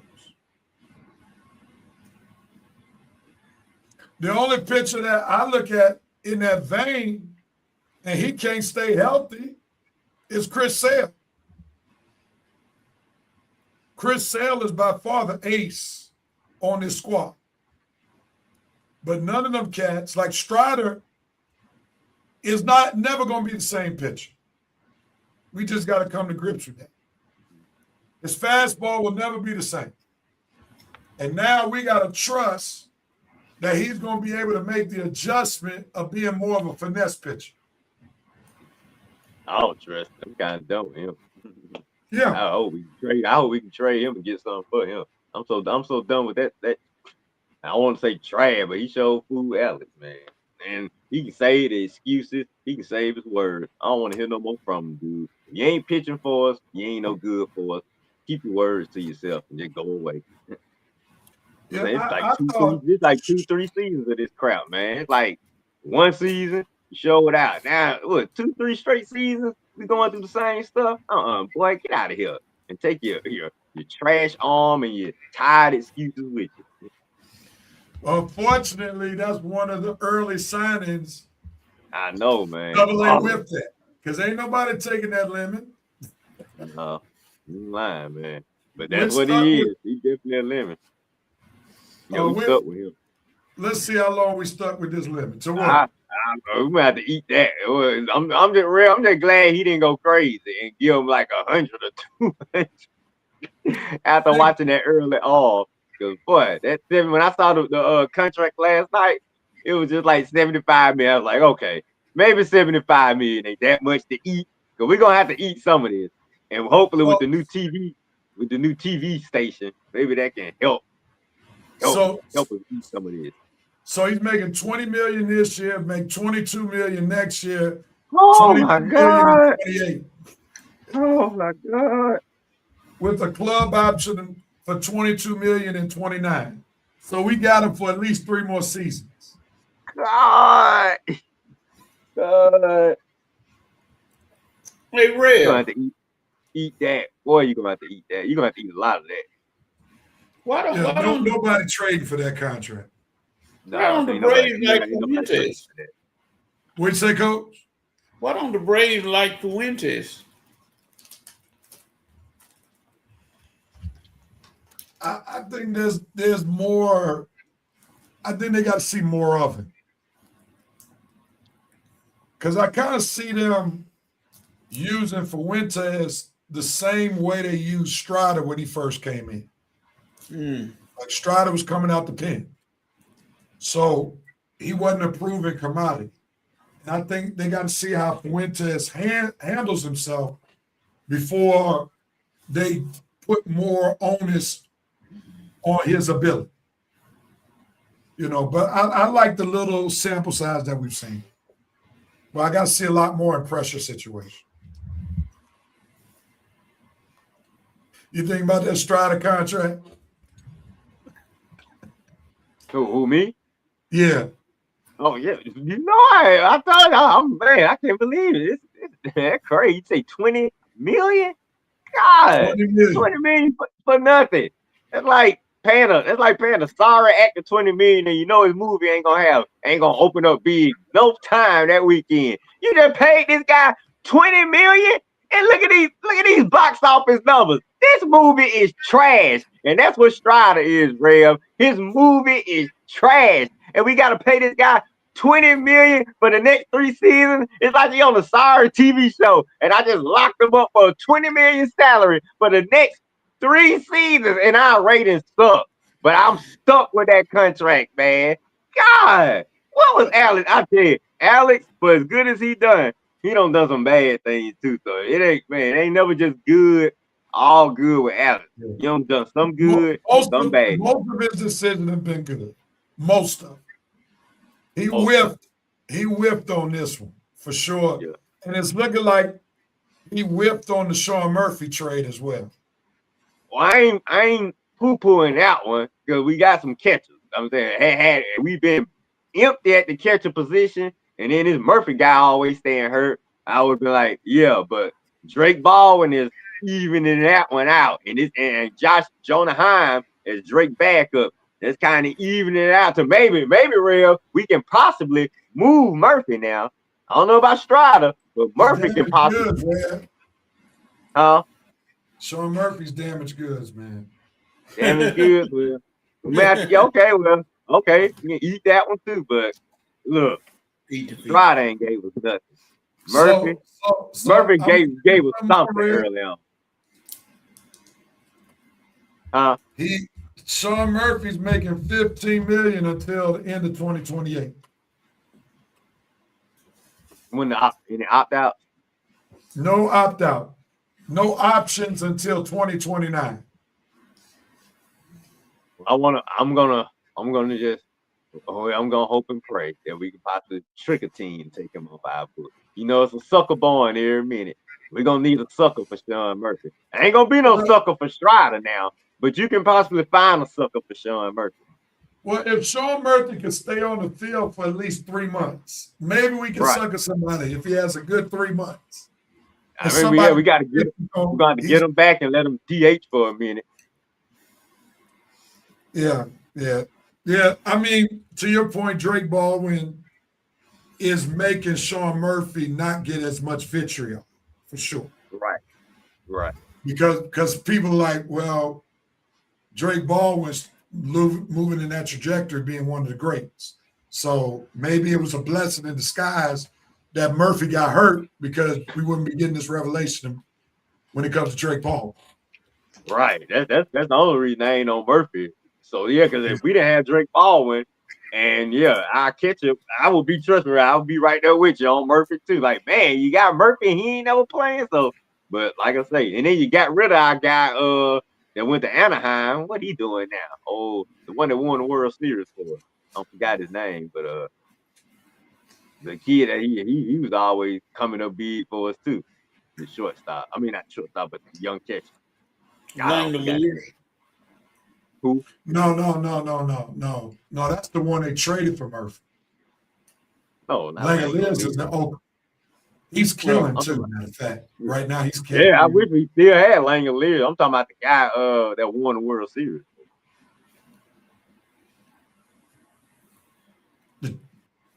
Suzuki? No, the other catcher. I see. We all don't forget his name. All right. I don't forgot his name. I'm gonna have to look it up. I'm not gonna look it up now. All right, somebody remember. So yes, the Dodgers are clearly the favorite, rightfully so, but they can't be beat. He says Fuentes needs to develop another pitch. That's fair.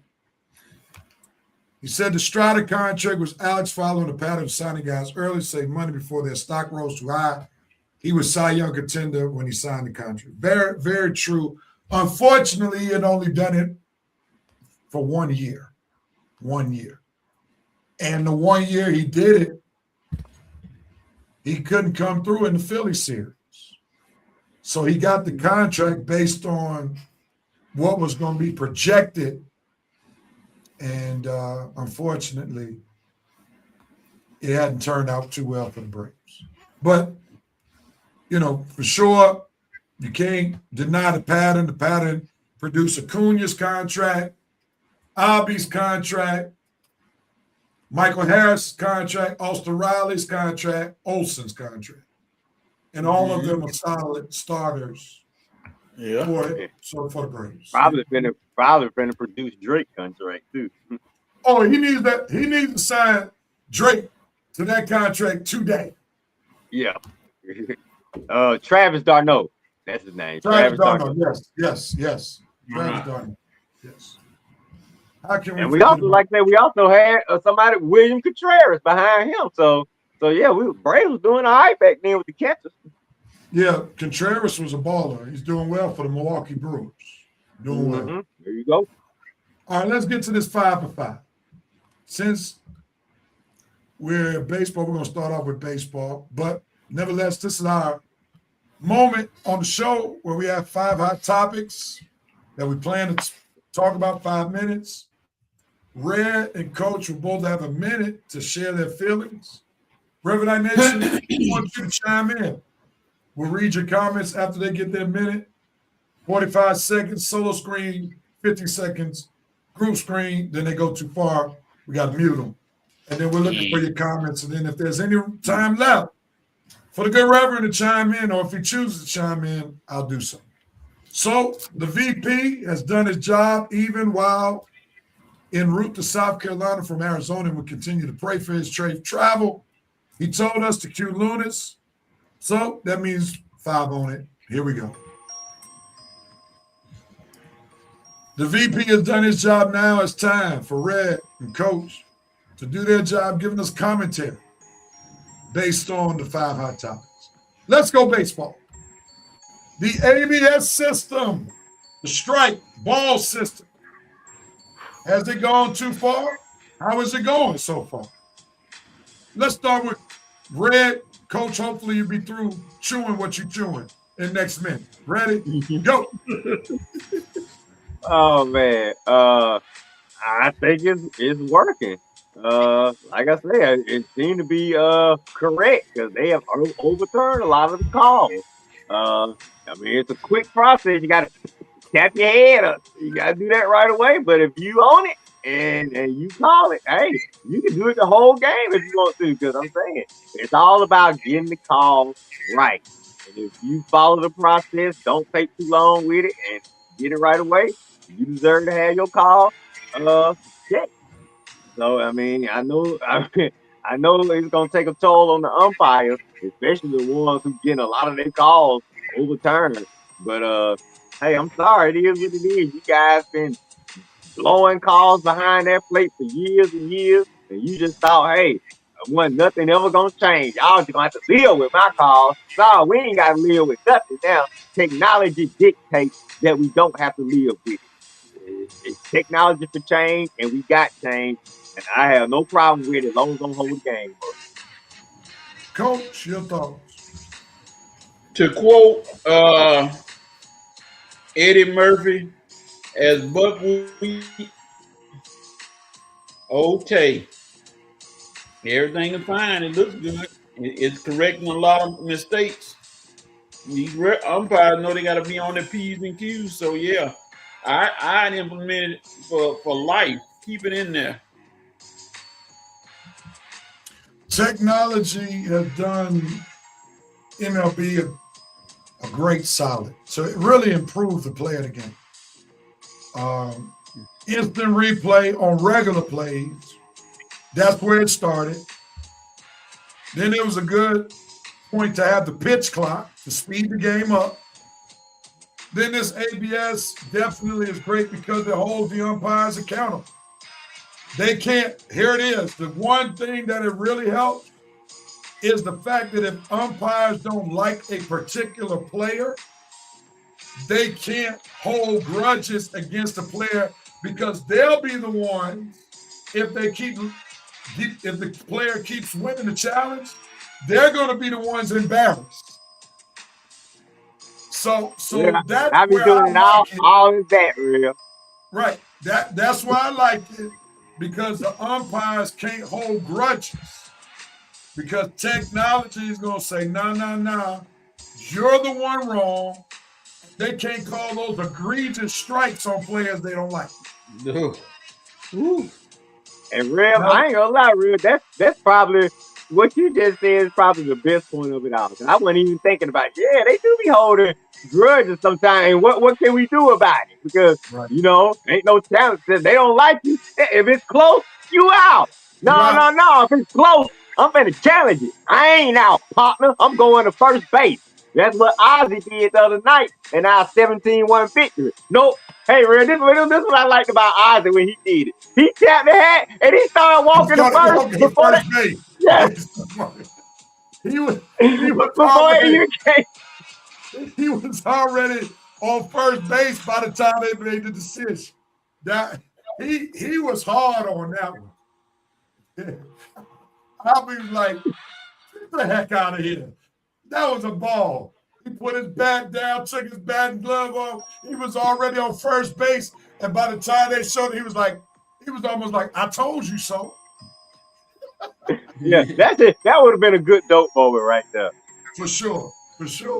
Let's move on, Coach. You up? Jaden Ivey goes off.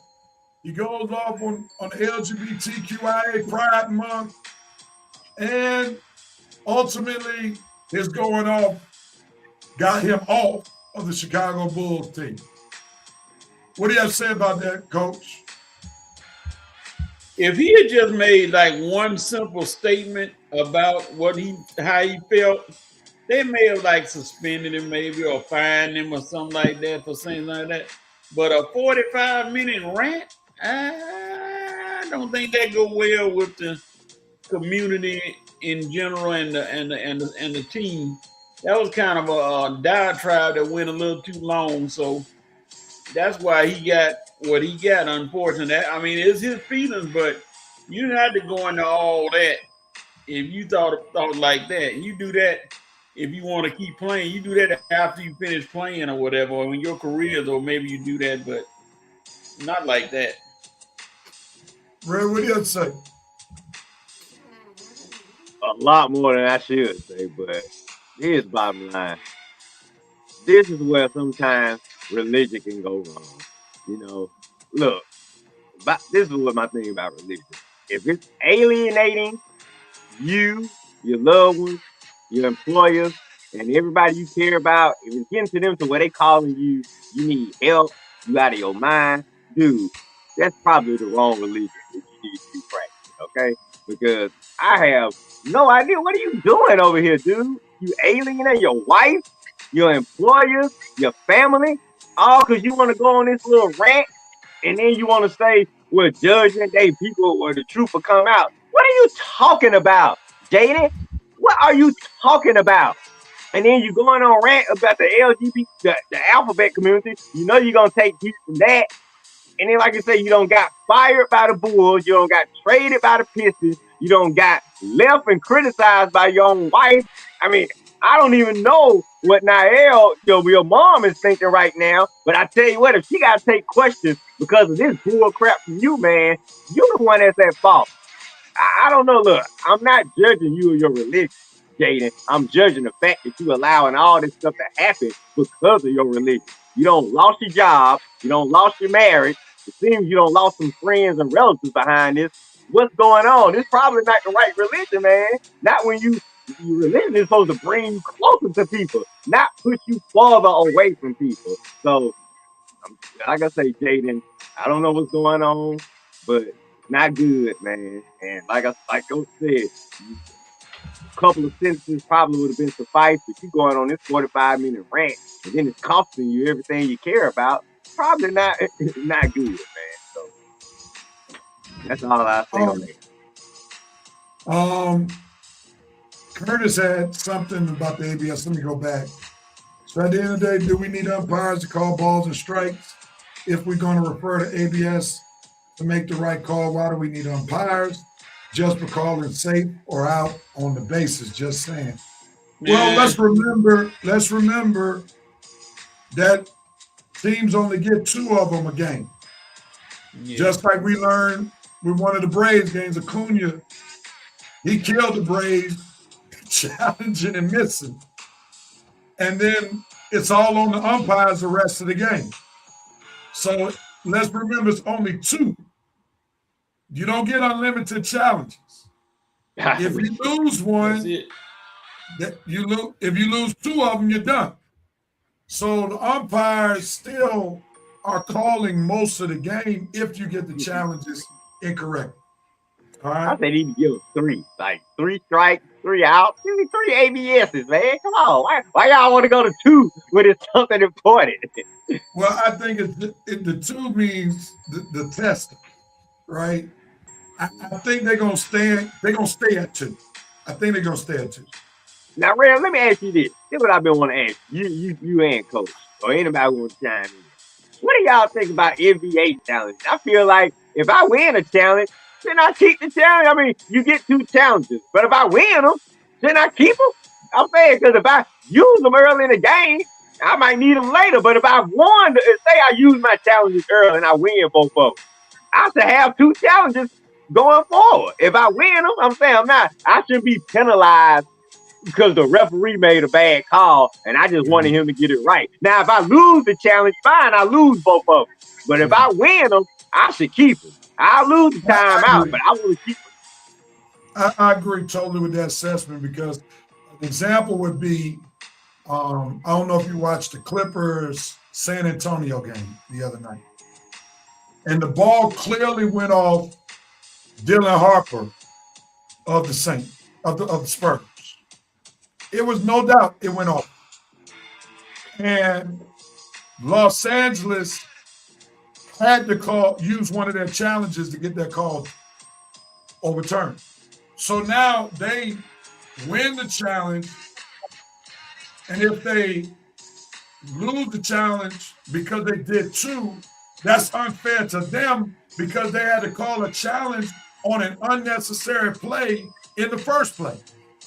Right. So that's where I see even more your logic taking hold because sometimes teams have to use a challenge against an obvious call. And they should be able to keep those challenges for the duration of the game. Let's go back real quickly to Jay Nivey. Go back to Jay Nivey because Winston had a comment. Said Ivy should have known better seeing that the NBA supports the WNBA. He was asking to get clipped. Some things are better to be kept to himself. That's a fair point.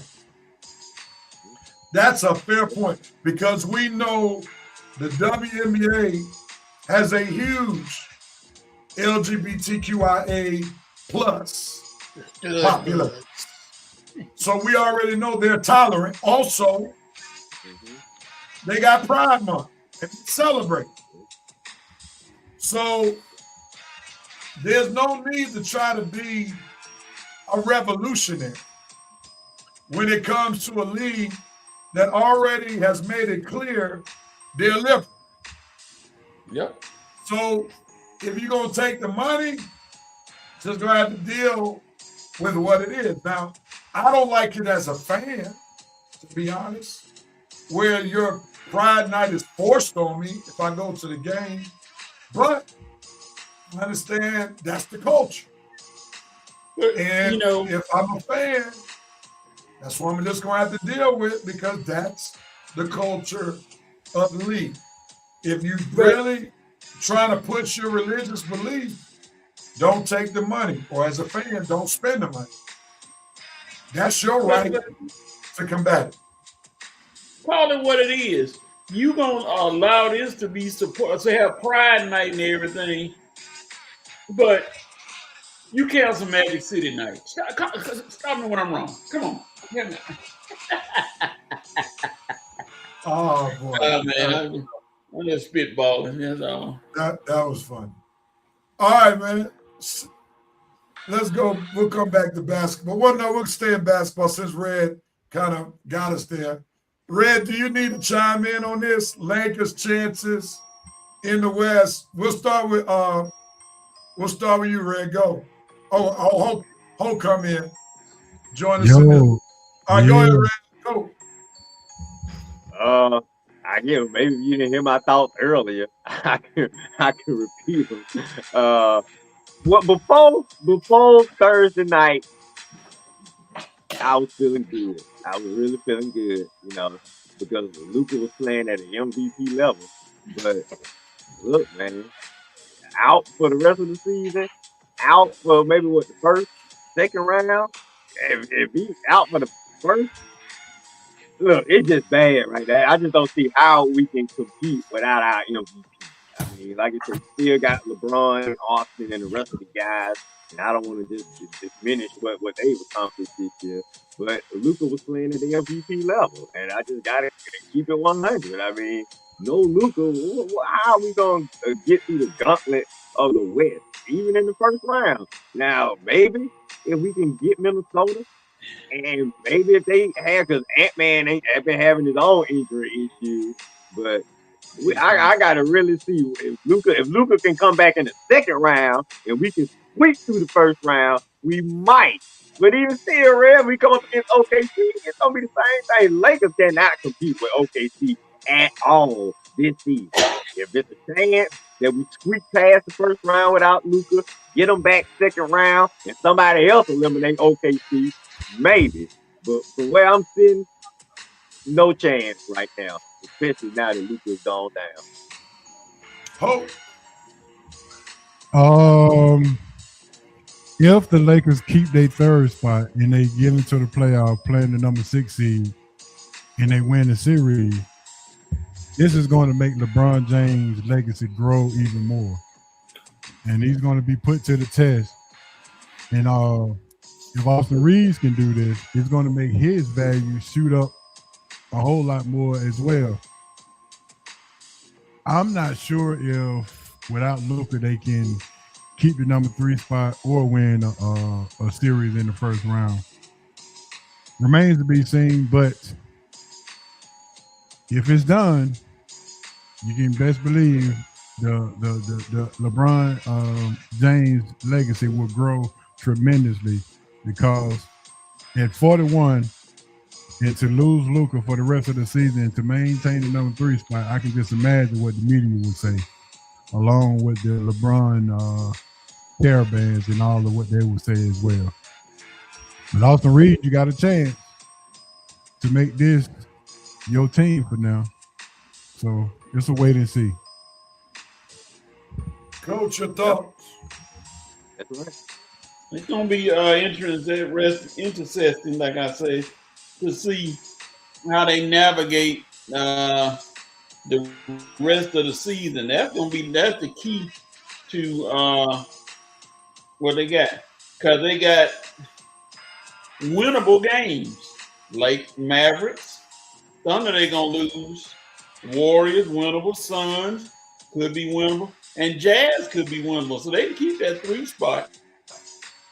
Yeah, and like I said, only team I'm worried about them in the first round if they have to play the Nuggets. I don't think they'll match for the Nuggets in the first round, but not the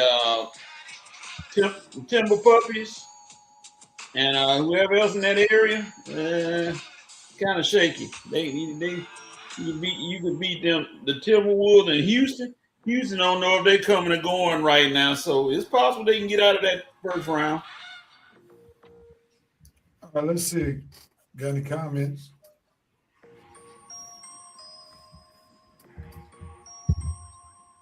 All right, Winston, going back to the Jay Ivy piece, talking about that's like joining a mob and don't want to be a part of organized crime.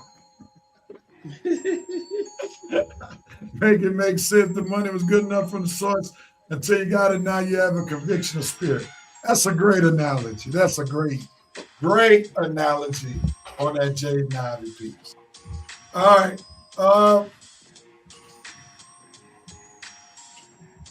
The Hawks' chances in the East. Oh, we'll start with you. We know that they have been balling out since the Trae Young trade. They are actually getting national exposure. Is this thing real? What chance do you give them to win East? What you got to say, Ho? I give them a hopeful chance to win the East. The consistency has been there, but it's been there in the regular season. The consistency has to be there in the playoffs more than anything if they want to get to the Eastern Conference Final. I'm not sure if it's Quinn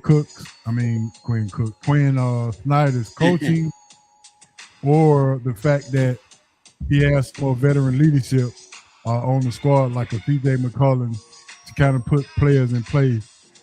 And but I give them a strong chance in the first and the second round if they keep their fifth spot for sure. But to get to the Eastern Conference Final, it'll be tough.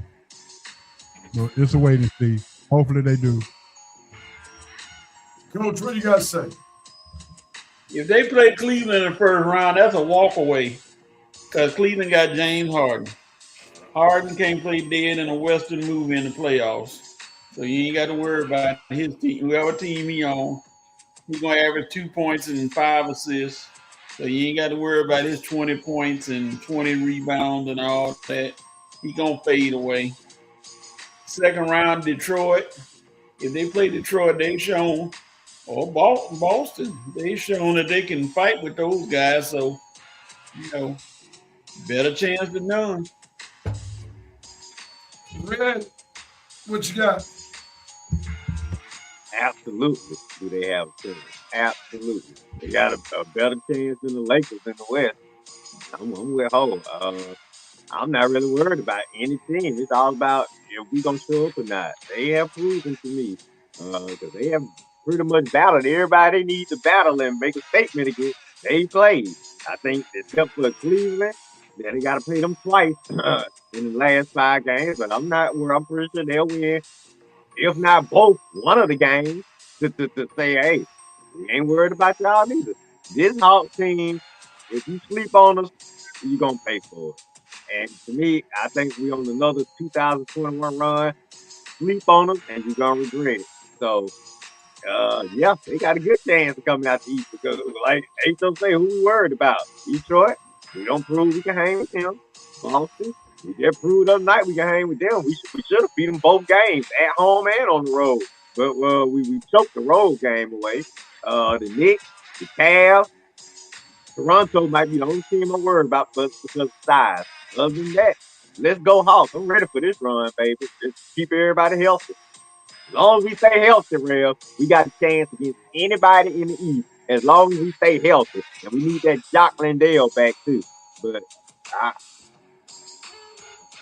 now, Quinn Snyder does concern me a bit, but that coaching. But I'm hoping he's learning some things during this run right here. Well, we gotta give him credit because the Hawks are in a much better spot than where they were earlier. So he's had to coach these new pieces.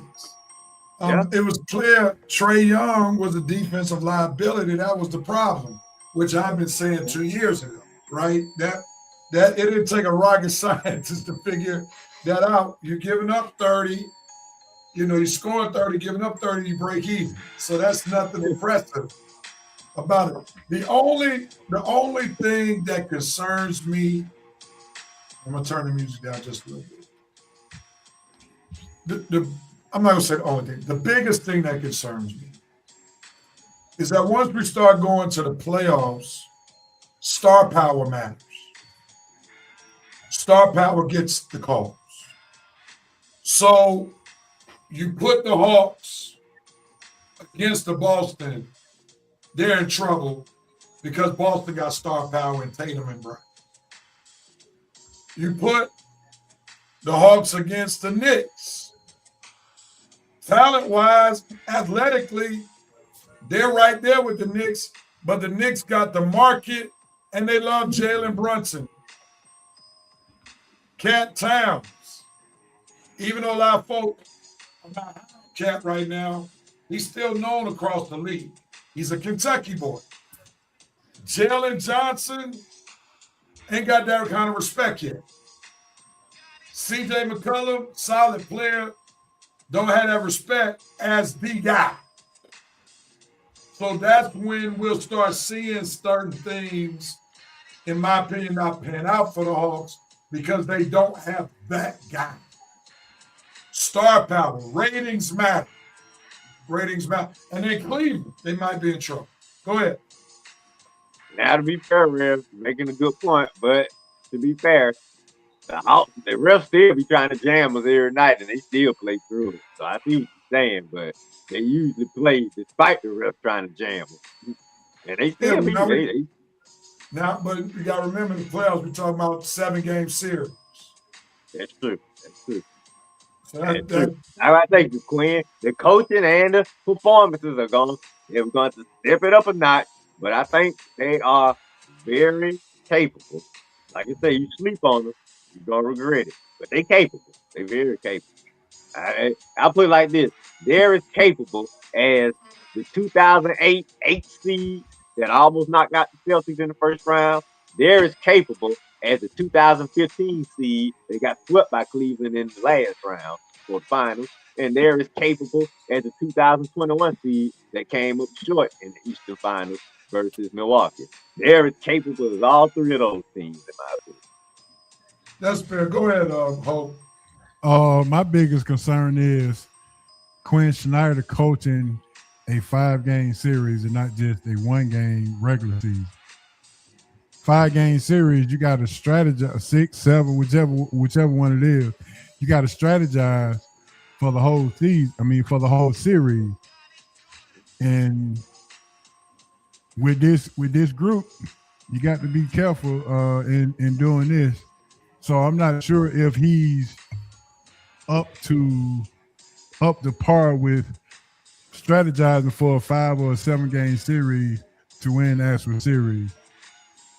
It's okay in the regular season because you know you 1 game at a time and you have a schedule every night. But to see the same team for 5 straight games or 7 straight games, that's a task in itself. Now, let me push back on that, H.O. I think we're gonna save Quinn is number one. The Hawks are the most unselfish team in the league. Lead the league in assists, and it's always a different guy showing up. I mean, you got JJ, you got Nolan, you got Dyson, but you just never know which one of the other guys gonna show up every night.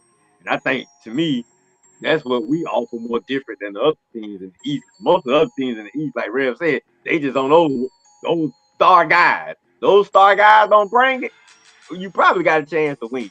If Brunson and Cat don't show up, you can beat the Knicks. If Tatum or Brown ain't got it, chances are you're going to beat the Celtics. And you see how the Pistons look without Cade. Now, to the Hawks' advantage, JJ can have a bad night and the Hawks can still win. Nall can have an off night, the Hawks can still win. DJ can come out there and look like crap some night, the Hawks can still win. Double O can do nothing in the paint, and the Hawks could possibly still win. Like I said, those other guys, they got to show up for their teams every night or they don't have a chance. What you think about that, Real? Oh, you mean I give it away? What the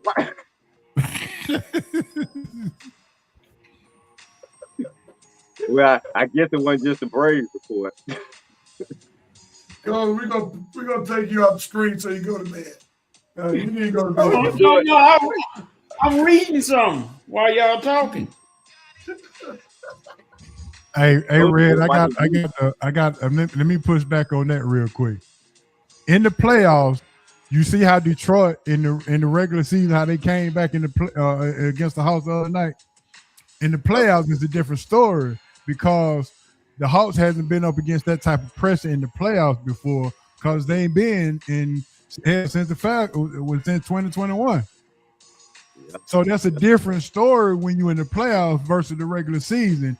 And my question is, how are you going to respond in the playoffs, knowing that you got to see that same team again, knowing that they go put a run on you, and they've been to the playoffs, so they used to this, and you haven't. So how are you going to respond then? Well, here's where I push back. Here's where I push back on your statement. You're looking at the Hawks as the complete organization but you're missing that two of their major pieces have major playoff experience. CJ McCollum has quite a bit playoff experience. And then I forget the first part of his last name. What's his name? Walker. What's his first? What's it? Just say no, Alexander. real. Just say no. That's what we call him, real. No. Nikhil No, Alexander. okay. Now, Alexander Walker. No. He was just in the Western Conference Finals last year. As a bench player. No. He contributed. Oh, he was balling. But he knocked my life out. He didn't start, but he contributed. Yeah. He wasn't just like there for the ride. That's why he got paid by the Hawks. Mm-hmm. Because he showed that he could play. And we're seeing that the Hawks investment is paying off because now he's not under Anthony Edwards' shadow. He's getting a chance to play and produce to his capability. About to be most improved player. Real. Yeah. So I would say as an organization, your point is strong. There's no doubt about it because the organization hasn't been there in quite some time. While you got some individual players who are major players in their rotation who do have playoff experience. You know, so it would be now to boost your point, Ho. It would be good if one of those players was Jalen Johnson. Yeah. Now that would be helpful. Gotta learn. So your point is valid, Ho. While somebody could push back against it because some of the rotational players have experience. But my point is more toward Quinn being in this situation rather than the players. Well, Quinn got some playoff experience when he was in Utah. Yeah, and they didn't. How far did they go?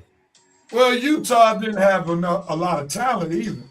If we're honest about it.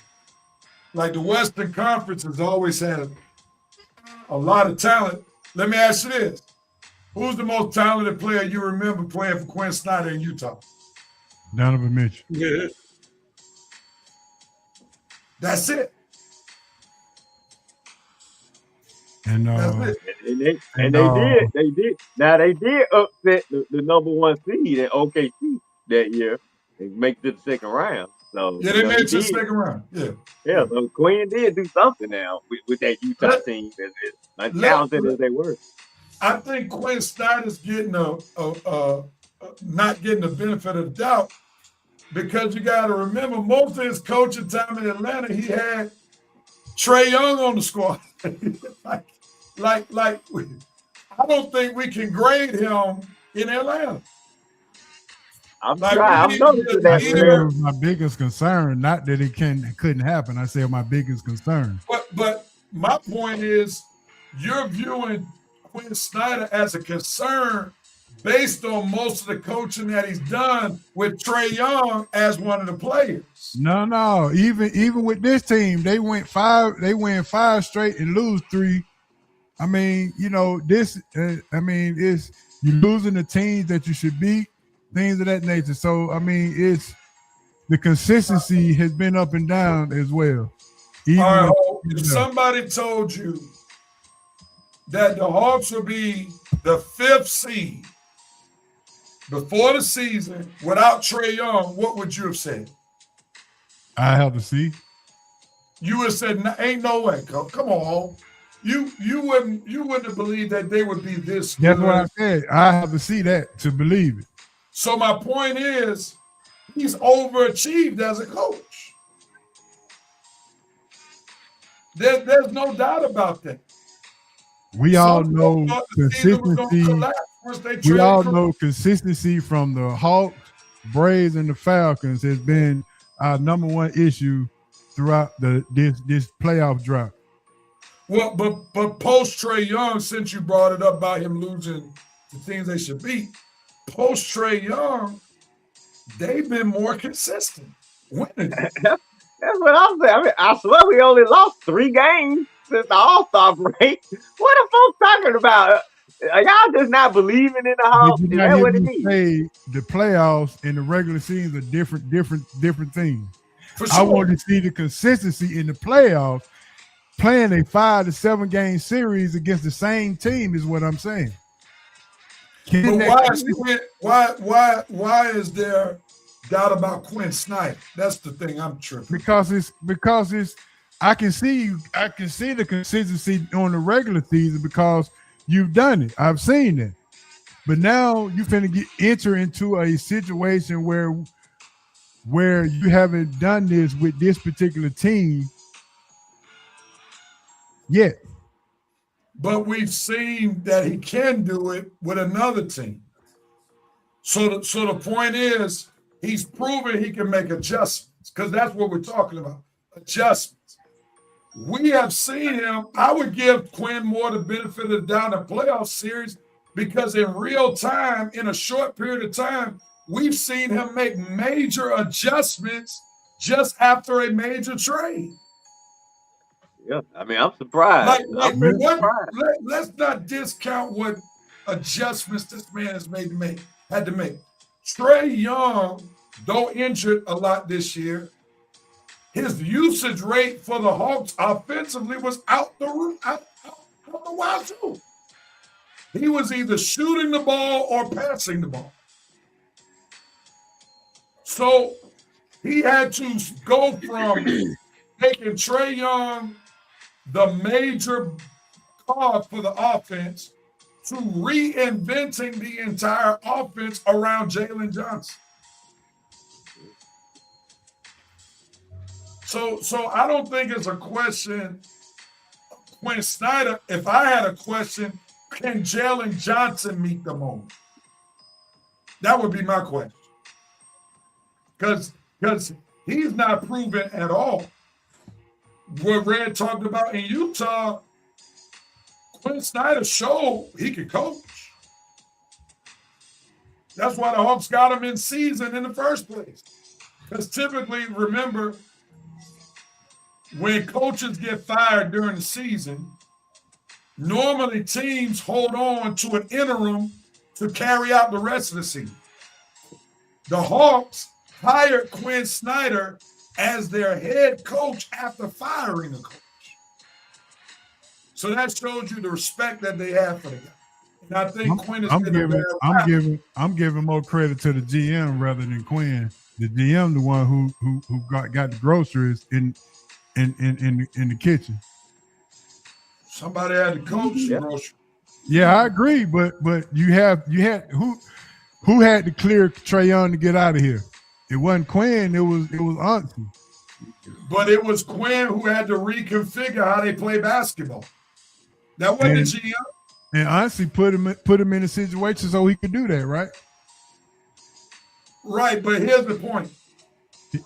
We can't look at the Hawks GM like we looked at what AA did for baseball. Like there ain't but so many adjustments you can make in baseball. You're going to do the same thing, go up to the plate and field the ball. Like there ain't that many plays they running in baseball. In basketball, you got to reconfigure an entire system. And that's what Quinn Snyder has done on the fly. He's reconfigured. Who signed Alexander Walker? The GM, he gets credit for that. Right. But he didn't sign Alexander. Let's be honest. He didn't sign Alexander Walker to be the primary ball handler. Well, but it was a steal. And either way it goes, you got to give him. But see, you that right there, that's discrediting Quinn Snyder because when they signed him, they didn't say we signing him to get rid of Trae Young. Well, Trae Young got hurt. That's why he had to play. And who had to coach him? But who had to make sure that he got more volume? If you never signed him, you would have never had him. But you can't discredit Quinn Snyder elevating his play, putting him in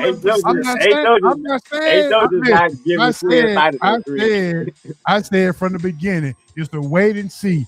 Just show it to me. I want him to do it. Just show it to me. That's all I said. But he showed you in season. Like I want you to show me in the playoffs, cause but is this roster ready to make a major run? I don't think so because they don't have the star. The minute they run up against Boston and New York, they're going to lose because they don't have the star power. I'm not holding my breath. I wouldn't either. But I wouldn't say that I'm most concerned about Quinn Snyder. That's where we're disagreeing. Because your biggest concern is Quinn Snyder. That's not mine. My thing is they don't have the roster. They're good. But in the playoffs, they get star power. Let me go to Revenant Nation. They've been chiming in. All right. Hold on. Did we read this? I 100% agree with Rev. Star power matters in the playoffs. We'll find out if Jalen Johnson is that guy in the playoffs. This will be a huge test for him. Alexis Hill says, hey, guys, the Hawks are on the up now. If they get one more big-time player in the draft or free agency, they will be continuous in the East to come. That's my point. Anthony Corey, we had Trae Young. It was only Trae Young and third-string players on other teams that they had as starters. Once you put a defensive-minded team, Quinn wants them to win offensively. We haven't played playoff teams, save Orlando. Any team that lost to miserably were teams that had it together. Houston, Boston, can't say the other team. That's an interesting. Well, I think we beat Boston and Detroit, Anthony. You forgot. Yeah. Not just Houston. He says not Jalen, it's Nickeil Alexander-Walker who's the man that's making the biggest difference. That can't say that Quinn is a bad HC when he adjusted on the fly without his best player, and the team is far better than what it was. That's bias instead of an objective take. You want to respond, Hope? I never said it was a bad coach. I said my biggest concern was him coaching in the playoffs with this team. So, not really. Okay. Anthony Corey said also Quinn will put a rotation of weakest defenders. CRISPR, Ricochet, CJ, knowing you got Dyson and NAW. That's not fair. Because Dyson, I haven't watched the Hawks play. I don't watch a lot of NBA basketball because I don't like the product. I watch highlights more so. But from my recollection, aren't NAW now and Dyson starters? They are. Yeah, so if they are the starting guards, then you're going to have to put your second string guards in at some point. And obviously, the defensive rotations haven't been too bad if they keep winning. It seems like it's a lot of nitpicking and naysaying going on. I'm surprised it's not coming from me. Like I say, I've enjoyed what I've been watching. I've been impressed. I was a Quinn Snyder. I'm not a Quinn Snyder believer. I got the same concerns H.O. have, but at the same time, I'm going to give him credit for what I've seen him, like Rev said, the adjustments he made, how he's coaching now. I even like how he's taking timeouts now, Rev. We be blowing the team out. If they get within 15 or 10, quick, timeout. You're getting too close. I like that. Don't wait till you get down to single digits to take a timeout. Timeout now. If we up by 20, if they go on a 5-0 run, Quinn taking a timeout. I like that. He don't like it to get that close. He don't even like it to be close. So he getting used. It took him a minute to figure out how to coach when we blowing teams out. But I think now that we've been blowing so many teams out, he's slowly figuring it out. What I'm shocked by is just the way the Hawks are beating teams, Rev. I mean, when we beat you, we really beat you. With the exception of that Detroit game, even Boston, most of our victories been by 10 digits or more. So I like the play we have. It's like we'll give up a few runs, but we'll go on some runs. Hawks might give up an 8-0, 9-0 run. They'll come back and go on 11-0 or 14-0 run themselves. This style can work. It's like you say, as long as Quinn make the right adjustment, in game. You're right, Ho. Now he don't have to prove it to us. He ain't coached this team, but he did.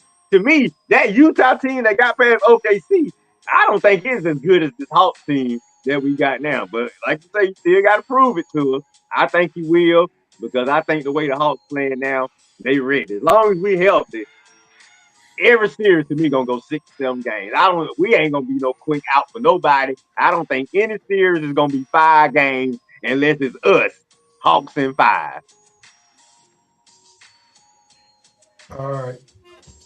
Anthony said, like the 60-win team, that today Hawks are a team effort team. You got to mix them in. I agree, Anthony. You know, yeah, I agree to that. I thought we were deep. We the most unselfish team. We deep.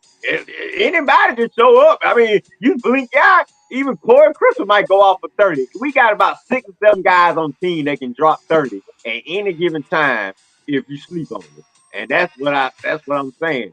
Even if JJ don't have a good game, he might have a playoff game. He might not do nothing, and Nall might go off for 40.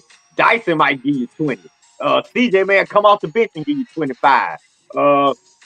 What's the guy? Ricochet. Ricochet might give you 15 or 18 in one night. You just never know with this collection of guys, and that's what I like. All right, we spent way more than 5 minutes on that. Let's move on to our last topic. Kirk Cousins gets paid. He gets paid. The Raiders are signing some shenanigan contract, 5 years, 100 some odd million, knowing it's only for 1 year because they're about to get the number 1 pick. So, Coach, we'll start with you. What you got to say about it? Well, they signed Kirk Cousins as a mentor-like role for Francisco Mendoza. They know Mendoza. See, this the thing about it is Kubiak, his quarterbacks, he like them to be under center. And you got Mendoza, who has hardly ever been under center. He's always in the shotgun. So that's an adjustment that's going to have to be made. So you bring in a veteran like Kirk Cousins, you don't pay him that much, shouldn't have, but hey, he got his money to bridge that thing until Mendoza seems to be ready for the season to start. And how well he advances is going to be up to Mendoza. So Kirk Cousins and his agent, those are the slicksters of the sports world. Both of them are slicker than you know what? I ain't gonna say what it is, but you know what they are. They both slicker than an oil spill. Red, you up? Oh. All right. What was the question, Real? I forgot. Kirk Cousins gets paid. Kirk Cousins get paid. That's right. Well, I mean, what's new? Kirk Cousins get paid. One team let him go, another team pick him up, and they pick him up for big money too. Like everybody say, Kirk Cousins, you got the best agent in business. I swear, if I ever have an agent one day, I need this agent right here. I wish I had this agent when I was living in LA. I wish I had this agent negotiating my UPS contract for me. Because, boy, one thing about this agent right here is he keeps his client paid. Kirk Cousins, boy, you probably don't made the most money out of most NFL quarterbacks, probably out of all NFL quarterbacks, for not to have multiple playoff wins, not to have any Super Bowl wins, and they been played on 3 or 4 teams. Dude, you have probably made more money than Tom Brady, Peyton Manning, and all the great quarterbacks put together, man. But like I say, your agent is the one out there negotiating for you. So we don't need to poo-poo you. What we need to do is poo-poo your agent and wonder, what are you telling these teams when you going in there negotiating for Kirk? I would love to know what your opening statement is. Man, they don't hesitate at all to get that checkbook out, man. It's like he go in there, Rev, and that checkbook is already out on the table. How much you want? What we signing for? Like, Lord, Kirk, like I say, Kurt, you and this agent better be best friends for life, man. For life. You better not cut ties with him at all. All right, Hope, what you got to say, man? Just to be correct, he is the third highest NFL earner in NFL history as far as quarterback. Stafford is first, Aaron Rodgers is second, and then Kirk Cousins right above Brady. My question is, this is the same situation that he came to Atlanta in, with knowing that they're going to draft a quarterback. And just for that fact alone, and you still got that kind of money, yeah, his agent must got some blackmail pictures on some of these NFL owners, because unbelievably, how can you go back into the same situation that you was in Atlanta and go to that same situation in Los Angeles and get that kind of money? Yeah, it got to be some kind of blackmail picture somewhere, somehow.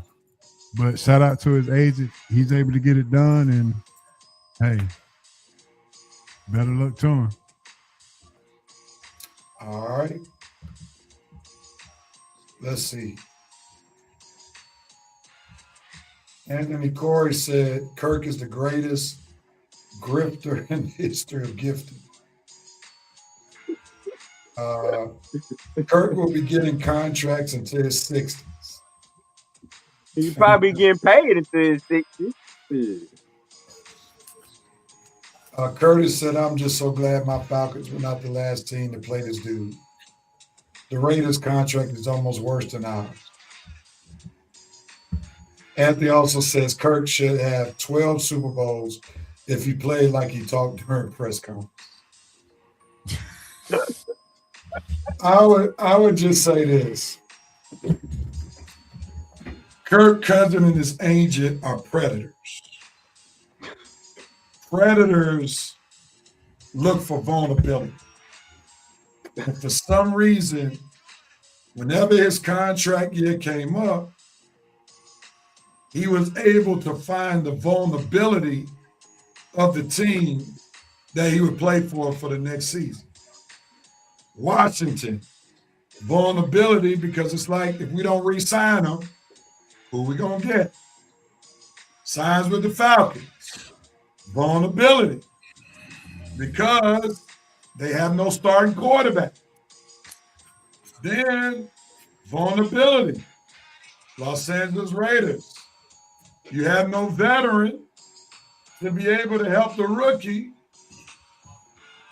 be developed. So they are predators. And they capitalize financially off identifying the weaknesses of those teams that they sign with. Ray, you got something you wanted to add? For real. You know, when you online, we're supposed to have a little hashtag, on these little panel things. Kirk Cousins agent, his hashtag should be whenever you go live with somebody, there's a sucker born every minute. Every NFL year, and I find them every year. He is the perfect example of what I say. There's a sucker born every minute, boy. 'Cause, man. Yeah, for sure. All right, gentlemen. Let's shift this thing as we come to our close. Before that, Winston said Kirk's agent is the GOAT of negotiating. Kirk has 11 consecutive fully guaranteed contracts. Yep. He got to be. He definitely the GOAT. Now, hey, there you go, Winston. Now, that's a GOAT for you right there. You wanted a GOAT, you got a GOAT. Kirk agent contract. He is the GOAT. Facts. All right, who has the right to do what, when, where, and how?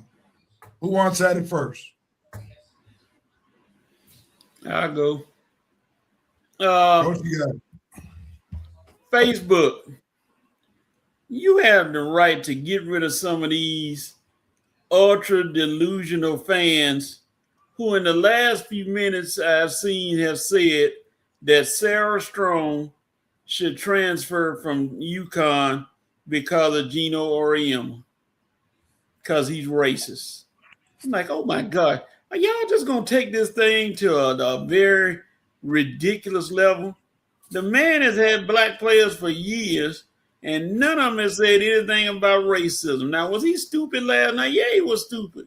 But now you talking about black players should start leaving UConn because of last night? Now you're getting to be ridiculous. These are uninformed people who probably just watched the first game in their lives last night, and that's all you seen, so that's all you got. Facebook, put a stop to this.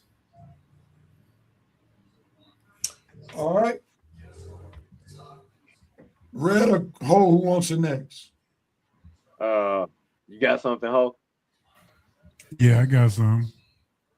Who got else two. right do what when where how? Yeah, I got two things actually.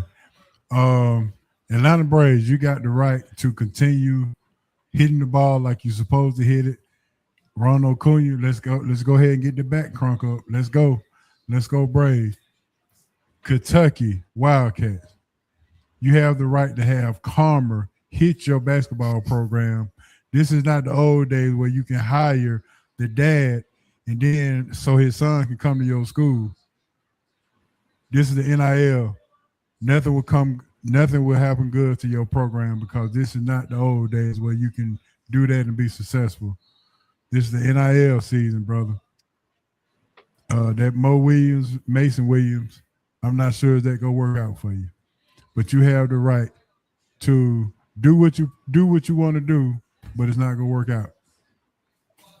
All right. Red, who has the right to do what when where how?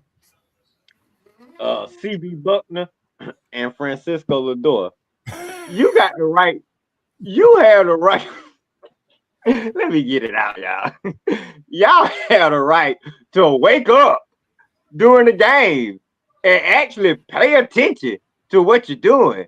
I mean, people pay all these big salaries. CD Buckner, you completely screwed up a call at first base that had both of the managers laughing at you. I mean, good Lord. This call was egregious. We shouldn't even have to need ABS for this. And this guy completely stepped on the bag and CB Buckner talking about he missed the bag. God, CB Buckner, you've been screwing up since you screwed my Braves up in that 97 Marlins series. Your moron, you should have been retired. And Francisco Lindor, Lord, what are you doing on the field? Open your eyes, son. God, it's 2 outs, not 3 outs, man. You're supposed to be turning double plays. You go to second base like it's a 3rd out, walking to the dugout. No, fool. The other guy's still ready. Throw the ball. And then you on first base after you get a hit. And you leaning so far on first base. I ain't know you better go to sleep in the middle of the doggone field. Dude, wake up and pay attention. You got picked off first base. It wasn't even a close play. He just looked over, tossed the ball, and you out. Lord have mercy. I know baseball is a boring sport, but Lord, you guys signed up for it. You got to wake up, pay attention, okay? Lord, Braves, I'm so glad you ain't making some of these bonehead moves because last season, this time, this probably would have been y'all. But anyway, that's it. All right. And I'm going to say it simple. Dawn Staley, South Carolina, you all have the right to finish the drill. You pulled up the huge upset against UConn. Now it's time to beat UCLA, be crowned champions, and make Wiley even more upset that she transferred from South Carolina. So let's go, Gamecocks. All right. Oh, That's a good one, yeah, Red. I'm gonna I make like it that. real hard, boy. That's a good one. That concludes episode 418 of the Red and Red Sports Show. We want to thank Revenite Nation for staying tuned, commenting. Thanks for dropping by. Thanks to everybody for your continued support. Here it is. Oh, I'm sorry. As the music goes, let me get these have the rights real quickly. Yeah, don't forget Real Night Nation. James Harden of football. Who is that, Anthony Gore? Who in the world is James Harden of football? Matt Ryan? That who you talking about? Talking about Kirk Cousins. Oh, okay. I know who ain't the GOAT. That's Bean from the Lakers. Oh, God. Well, thankfully, nobody never said he was the GOAT, so I don't really understand that comment. Dawn Staley got the right to demand an apology. Agreed. Falcons got the right to seek a QB that doesn't have Grady locked in favorites in the Uber AP. Yeah.